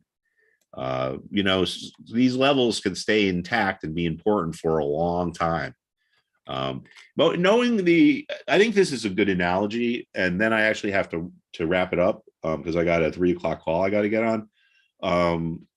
But reading a chart is like having a map. All right. And if you don't know where the important levels are, it's like the equivalent of you driving into a town where you've never been before and you don't have a map and you don't have a GPS. You're not going to know how to get around. But if you know where the important price levels are in the stock market, it's like having a map that tells you, all right, well, you're going to take, you know, Route 52 or do whatever. Like down here, right? If things are falling apart and you're thinking, gee, I want to buy CVS, but if it's in this downtrend, I don't know where I should buy it. Well, look in the past. There was support back here in February of 19, and like that's exactly where it found resistance over a year later. So I think that's a good analogy, is knowing how to read a chart is like having them. It's like having a map. Right. And I've yet to in my life meet a person who was a successful trader who didn't have at least a competent ability to understand what's going on with the chart. Right. Situational awareness of the markets, you know. Yeah, it's a, you know, we let the market tell us what to do. How does the market speak to us? Well, it speaks to us by telling us how it reacts at certain levels. CVS, when it got up to this resistance and didn't get through and started to go lower, that was CVS telling us, hey, I didn't break this resistance. I'm going lower. We didn't just guess. There's a logical reason. If it's got to a resistance level and it didn't break through. But I just wanted to point this out to show you how long some of these levels can stay intact for, like literally, like we see here, like years. I've even seen levels that were important for decades. So yeah, so the charts are the maps. The school is worth joining because, you know, it's not about getting a, you know, oh, here's Mark's trade idea of the day. What it is to teach you how to develop your own trading ideas. And so, like I said, some of the students have been extremely successful. You know, I had one of our students send me an email that said, you know, she's doubled her money this year. I don't know how big her account is. And this was like a week or two ago. Actually, it was even longer. It was probably, let me bring this up. And I, you know, I don't know for a fact because I don't see their statements, but I don't disbelieve her. But like right around here in June, right at the bottom, she told me that she had doubled her money this year. So while the S&P went from 478 to 368, this woman doubled her money. And I'm pretty sure she's a newbie, or maybe someone who lost money in the crypto world. But you know, I'm not sure what her style is or what she does. You know, some of the students are very involved and we have a really good community. Some people kind of just like to hang out and listen. The only prerequisite for the class is I want people that just want to learn, you know. And I don't care. There's no such thing as a bad question. I don't care if you're brand new or if, you know, you've been doing it for a while and you still can't figure it out. We just want people that want to learn and that are respectful to other students. Right. You know, can we look at a couple of stocks before we do wrap it up? And then, by the way, folks, I'm going to just kind of show you guys Benzinga Pro. We're going to look at some charts. I'll show you the scanners. That comes just with give me a couple quick ones because I'm actually supposed to be on a 3 o'clock call. So I can. Let's look at Apple. It's breaking out. Let's see what's going on there. So I guess I'll be a few minutes late, but let's see what's going on with Apple.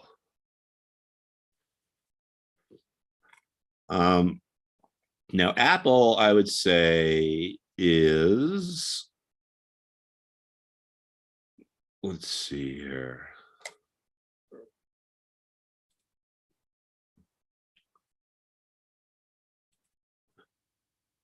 So Apple is testing some resistance here. So, you know, if it breaks this resistance, it'll keep trending higher, but it's not a coincidence that that's kind of where it stalled out, right? Because it was resistance in the past.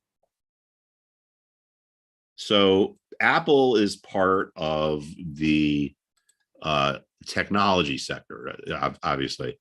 It's the biggest stock in the technology sector. And that's what we started with, XLK. And until XLK kind of decisively clears this level here, and it's testing it, and you see we had this, what we call a false breakout here. But, you know, I mean, these are big markets, and sometimes, you know, people get impatient. They think if it goes through one day, you know, that's enough for a signal. But you got to, sometimes it takes time. But, you know, the market's not going to make a significant move higher until this technology sector clears probably this recent top here. Notice how, and even here, you know what? Why did it stall out here? Well, because it was a support level here. Support becomes resistance. But, you know, this is the biggest sector.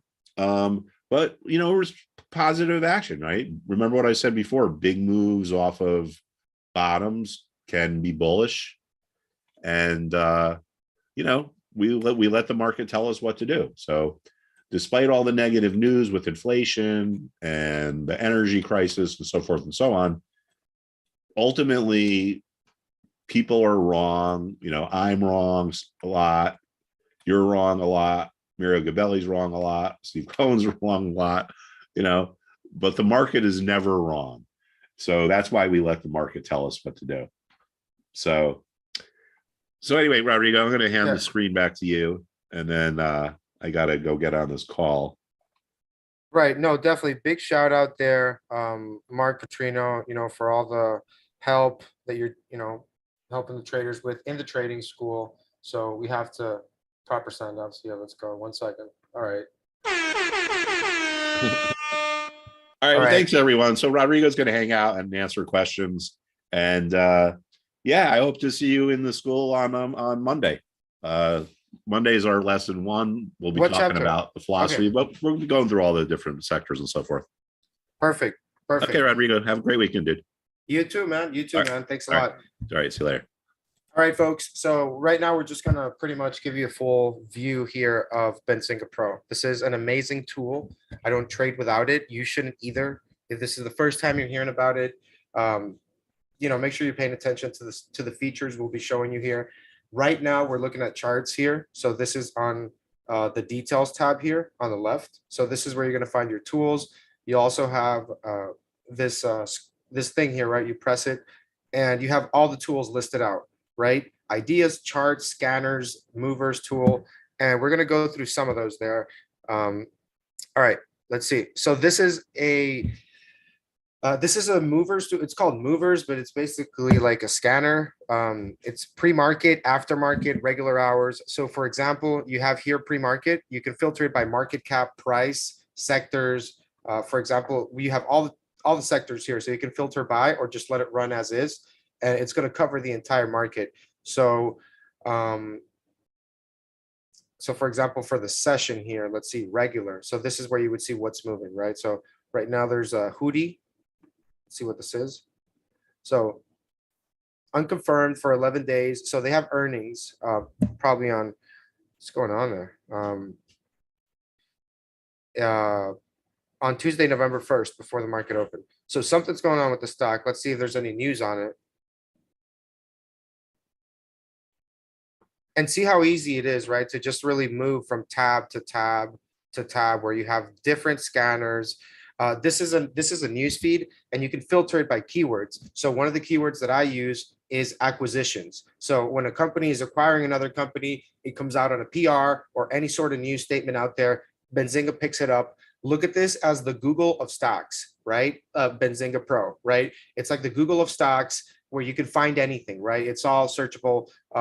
And really you can filter this by anything. Like I remember during COVID, I was filtering this by like COVID or, COVID vaccine or things like that, because there were a lot of treatments and things like that. So that was what was moving at the time. The markets change, and you can also change this scanner and look that you can even and by the way, I put in this request so that you can filter it by and, or not. So this filter where you can filter it by such is an amazing tool because it doesn't exist. We made it. We built these tools. Everything that's here. Benzinga Pro has been around for about 10 years. So this entire platform should be your home, right? This is your home of stocks. Look at it that way. And let's check again here on the Qs. All right. So, all right. So this scanner says hoodies is moving 34%. Let's see, it's 38% now. It's ripping higher, $42. Let's look at the news. Looks like there's no news. All right, so you really don't know what to really make out of this at this point, folks. If there's no news, right? But all you know is that it is moving, and our scanners are picking it up. This is still going higher. So I'm not sure really what the news is. If anybody knows, let me know. But I don't see anything for Huadi. Let's see what they do. Is a manufacturer of industrial stainless steel. All right, so if steel is moving, maybe let's see what US Steel is doing.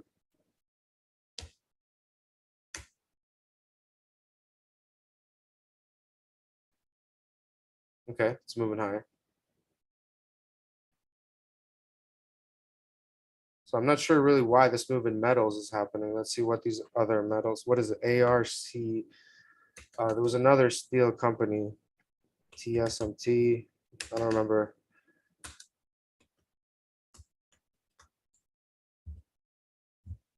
Nucor does steel. So Nucor does like green energy. Oh, damn, Nucor is ripping. Yep, there you go. So 7%. Um, let's look at the daily chart on this. And you can pretty much do this with like any stock, really.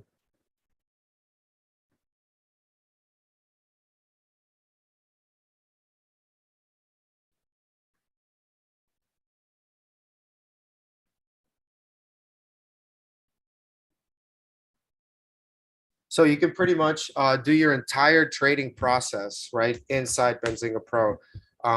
Let's again just do a quick checkup on the cues here because we do have a live trade. Ripping, I love it, love it. If you would have taken this trade with me today, you would be having an amazing Friday and you'd be off to an amazing weekend. So again, folks, just keep in mind, like when I launched the school here with Mark Putrino, it really has helped me a lot personally as a trader. And I've been able to finesse my trading, right? And something that I did, and it might help you, it might not, I don't know, but something that helped me was like really to stop trading individual penny stocks and things like that, and just really trade the markets in general. I feel that there is a lot more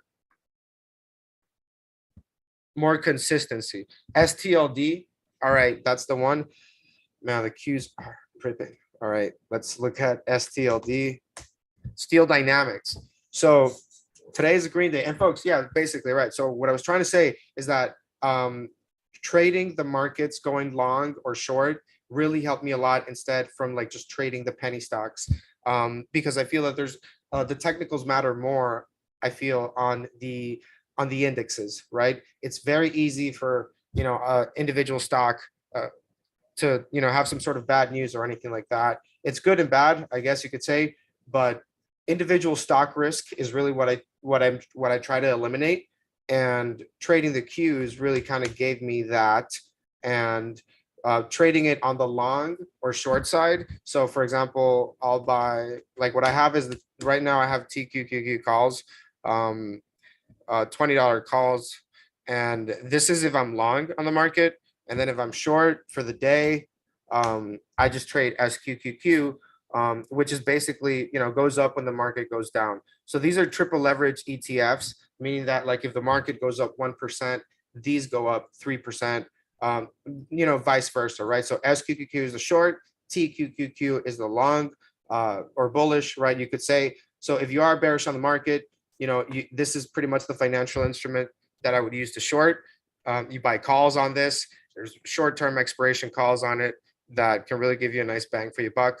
And then you have the TQQQ, which is still ripping since we started this. And you would have made even more if you would have still had this trade.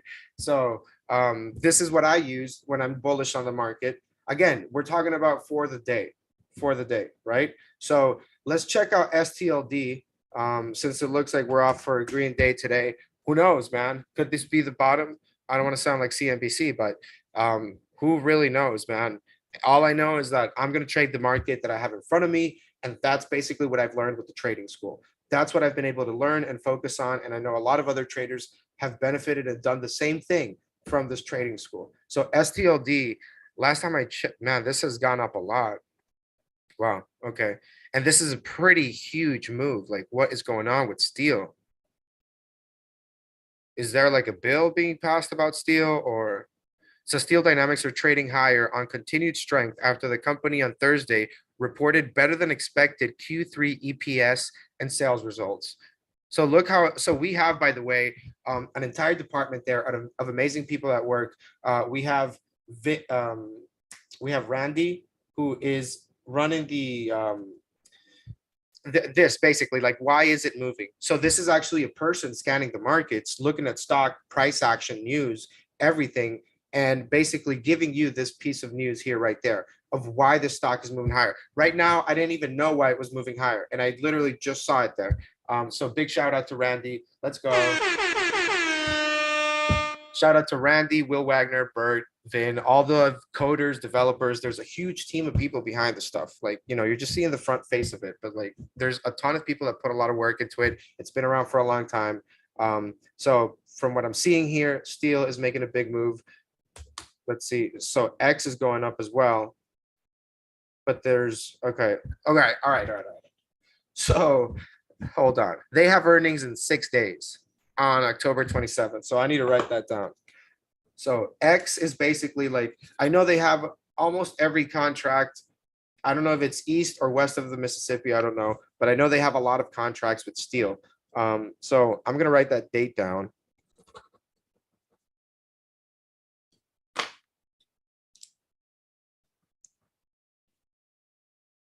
All right. So October 27th, US Steel is going to report earnings. As far as like, trading this stock, I think, Mark, I wish I had Mark here right now, honestly, where I could like ask him about it. But all right, let's see. Shares of metals companies are trading higher amid overall market strength on hopes of a future slowdown in Fed rate hikes. Multiple aluminum companies also reported earnings this week. Man, they are still ripping, like breaking all resistance. Like there's totally careless.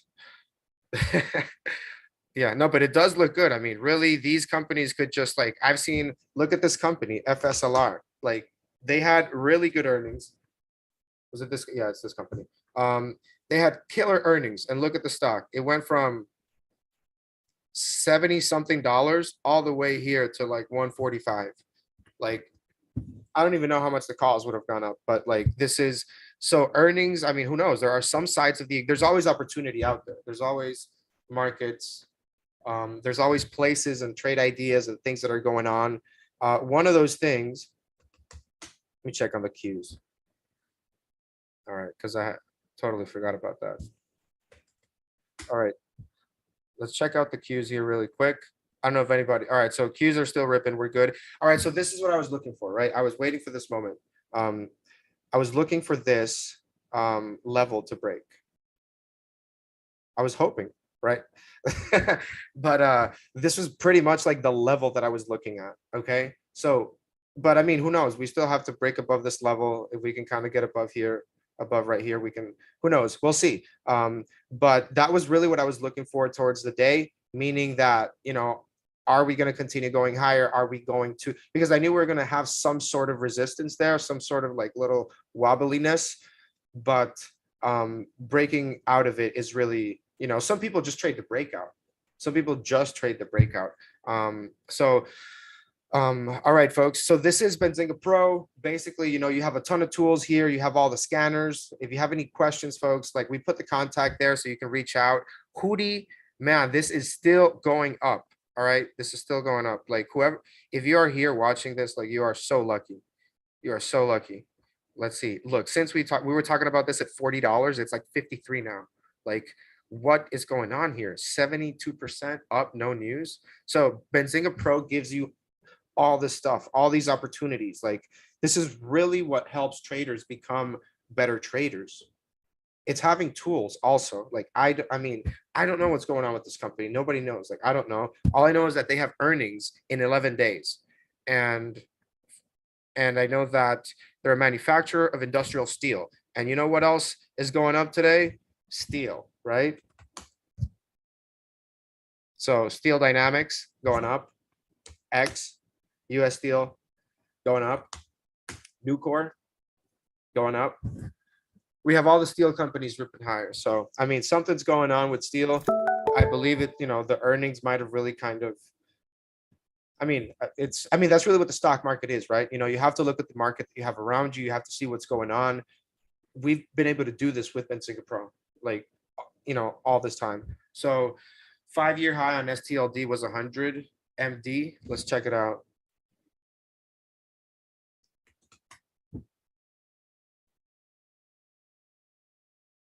Yeah, this is, I mean, this is on a tear. Like, this is just, Let's look at the weekly. I'm gonna see how far we can go. Yeah, man. I mean, this is in 1997. This was like $8. Yeah, no, I mean, this is definitely, I mean, it's definitely on a bull market. It's definitely, and Mark's been totally right out of the entire move with metals. He's been in the metals move all this time. So, so yeah, STLD, there's a lot of opportunities that you can see with Benzinga Pro. The movers tool is really good, right? As you can see, we found Hoodie Hoodie, ticker symbol Hoodie. This one. We found it here on our movers tool. And really, this is like, if I were to tell you, like, focus your time on something, I would definitely say, like, focus your time on the movers tool, because you can find all these different types of trade ideas. Like VRE, what does it do? I have no idea, but we're going to find out, and it's going up, and that's why it matters, right? That's why it matters today. This scanner, today you can filter it by week, month, 3 months, 6 months. And I'll tell you something I do with the scanner here. Like, you can filter it by gainers and losers. So when you're looking at gainers, right, 6 months, you can see all these companies that are going up. Let's say we want $10 and above 2 billion market cap. So we kind of eliminate somewhat, low float. Scorpio Tankers is up 123% in the past 6 months. So as you can see, you can filter this by individual sectors, healthcare, technology, real estate, anything that's out there. There are markets out there where you can make money, even though the markets are falling, and like, you can trade short or long. There's plenty of ways to make money, right? But there's also plenty of ways to lose money. So that's why you need the trading school. That's why you need to get into the trading school, so that you don't learn by blowing up your account, which is very normal, very typical. I've talked to probably 8,000 traders here, and I'm telling you that it's very normal, and it shouldn't be normal, right? This is something that we should pretty much recognize, that we need education. Like Mark was saying, it's just one of those things. Like, you can't just put on a doctor vest and become a doctor just because you say so, right? You have to go through certain things, and it's not going to take you 15 years, but definitely the trading school is going to help speed up your learning curve, because the learning curve usually goes straight for years, and sometimes it even goes down. Like, sometimes the learning curve will go down because you are listening to the wrong people, and that's why the trading school will help pretty much your learning curve just speed up completely, because you're going to be in a great community of individual traders, a former hedge fund manager, Mark Putrino, right? And you're going to have the tools with Benzinga Pro to catch all these moves that are happening in the markets with this mover scanner. It's pre-market, aftermarket. It's the only one out there. All these brokerages don't aggregate data pretty much throughout that time. So if you look at any brokerage, all their scanners are regular hours. We have regular, pre-market, and aftermarket, and also 6 months, right? So back to this stuff with the scanner. So I pretty much like filter it by 6 months. I see what's moving out there, what has a consistent trend, and then you can start looking into doing different types of option trades on these, right? Besides buying calls and puts, right? I'm not talking about buying calls and puts. I'm talking about other types of traders. I'm sorry, other types of trades. Like, spreads and such. So, and also, if you do it on the opposite side, right, you put the losers, you pretty much get all these other trades that are going the opposite way, and you can pretty much do the opposite side of the trade. So this is just one tool. We do have a live Squawk radio. Let me show you it. It's Squawk Equity. I think he's on right now. We got Charlie. He obviously doesn't know we're doing this session. There's always a bull market somewhere, Brett. Yeah, absolutely. From our buddies.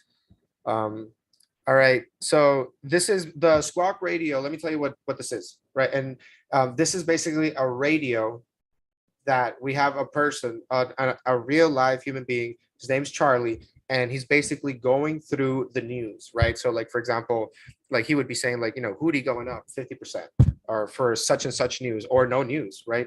Like, basically, he's just bringing.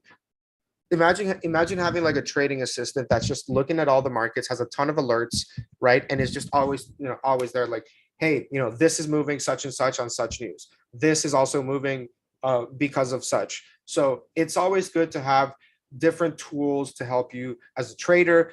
It's really not all just about like, doing this for 10 years. That you don't need to do this for 10 years or 5 years or anything like that to make money in the markets. I feel that the tools really make it a lot easier for traders. And for those that do have Benzinga Pro, you guys already know what I'm talking about, because like there's no way that you don't make money with this platform. Like that's the entire purpose of it. And we've shown it here to you live, right? Since we started here, we've been tracking the queues. We called out a trade on calls.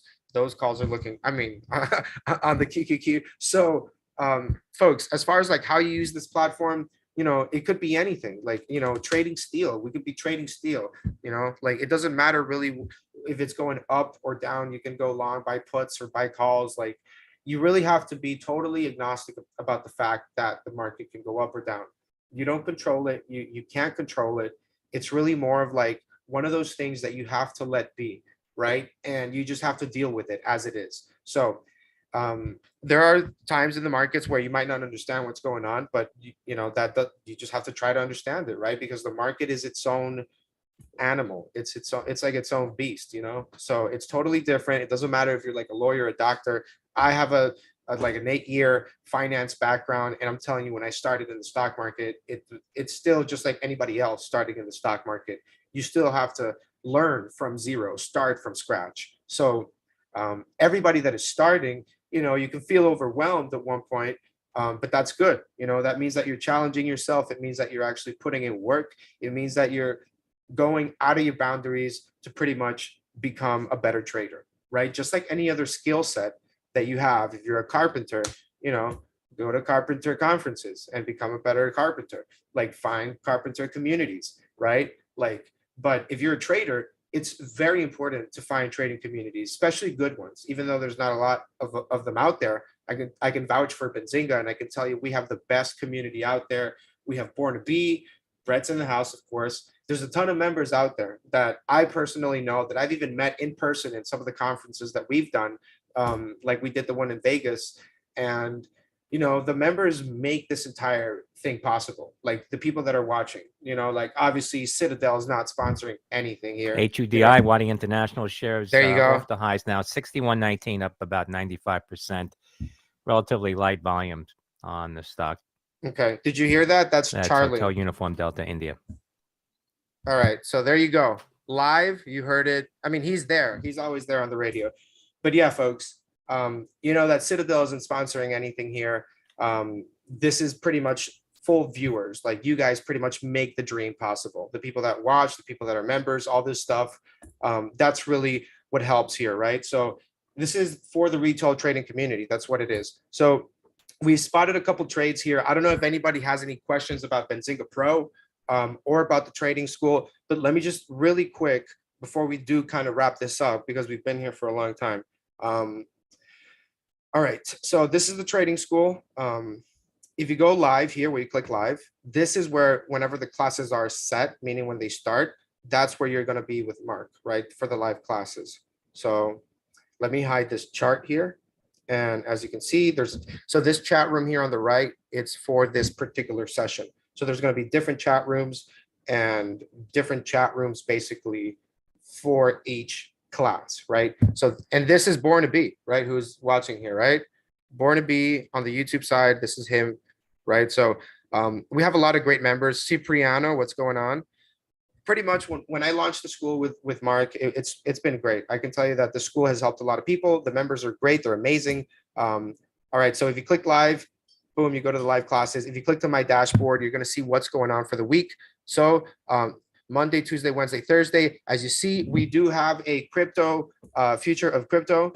So if you do want to get tickets, I really think you guys should get tickets, right? We're going to go to New York City, and this is the future of crypto by Benzinga. Don't get left behind, right? So, I mean, this is for the members, right? So for the trading school members. All right.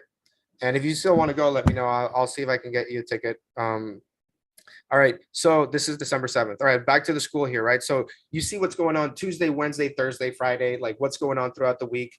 Then you have the video library where you have all of the recordings from Mark Putrino for the classes and also for the Friday office hours. You can click anyone you want and watch anyone you want at any point. This is my favorite class, investment psychology. I really think you need to take this class. I think everybody should take this class. I would like to just watch it right now, but we've been here for so long that, all right. So that's Mark Putrino, just to kind of show you a bit. Intelligence. And that could end the bear market. And that could be the start, I think, of a new, big leg up in the next bull market. Because the thing that's messing up everything now is this whole energy policy. Right. So you can see this entire class session at any point, whenever you want, for all the trading school members, right? So this is one of the classes. Again, in the video libraries where you're going to find all of the recordings. Then you have the chats. The chats are pretty good. You can see here class files where we have all these quizzes to help you guys out. Again, we really care about like the success of our members. It's very important to us. To me personally, it is very important. And all these tools really kind of show this, right? It's just how we try to manifest it. So like I know Vin and Tammy have done a lot of work into this particular chat room. As you can see, we have different chat rooms for different things: class materials, community support, general discussions, Mark's trade ideas, master of the obvious, which I think it's, I don't know if it's, let's see what this is. I'm rich. So this is a mix of, like, I guess, comedy, satire, I don't know, and stock market. So it's just very fun. It's, Mark has his own taste in these things, which is pretty funny. And I think it's great. Then you have questions for Mark. So if you cannot attend the live classes. Market on close and balance about 1 point. All right. I think everybody. All right. So sorry about that. That was that's the live squawk radio. Again, that is a live radio that goes on the whole day, but it's kind of catching me off guard. So we're going to take it off. But by the way, you can just do this at work and just have it on, put your headphones on, right? So you have the chat rooms, questions for Mark, student chart of the day, where the students are posting their trade ideas. You have student project plan, and big shout out there to all the people that have been working on this. This is basically, it's a team aspect. It's a team concept here that we have at the trading school. I can tell you it's one of a kind. It's the best trading school out there. You shouldn't trade without it. This is something everybody should go through, and also stay so that you can get Mark's take on the market also, and trade with him and have his insights on this stuff. So those are all the chat rooms. Benzinga Pro, we've pretty much been showing you guys Benzinga Pro. We pulled out trades here. Let's see how Hootie is doing. All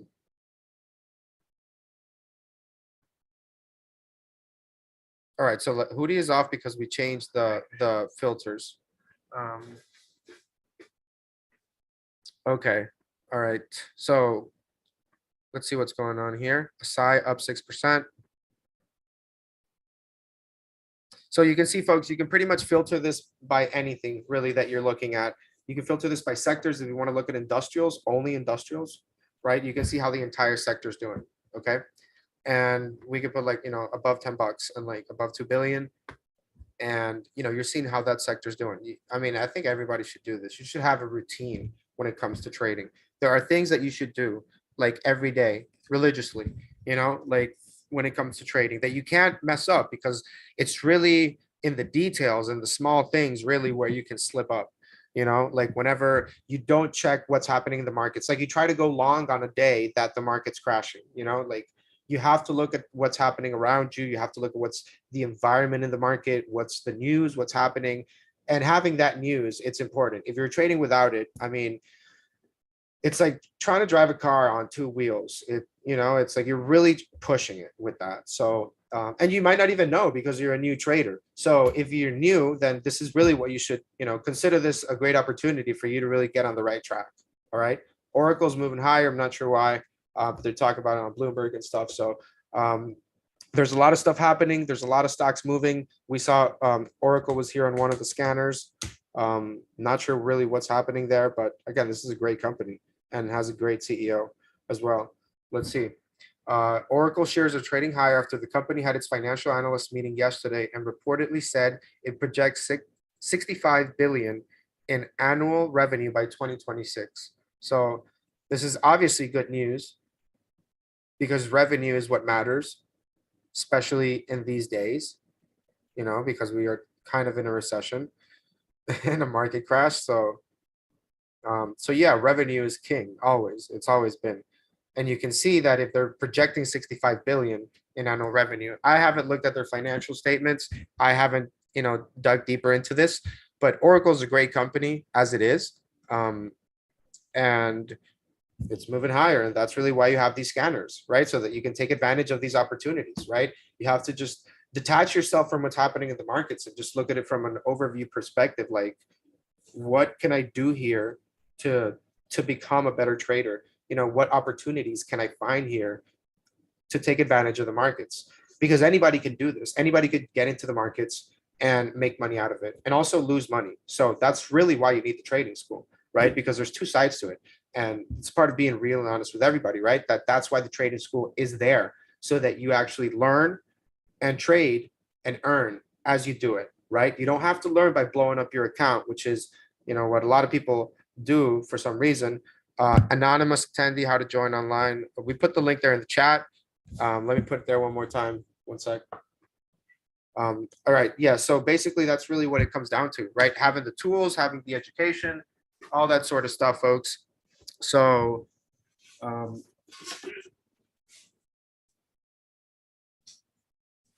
yeah, it's been a great session here.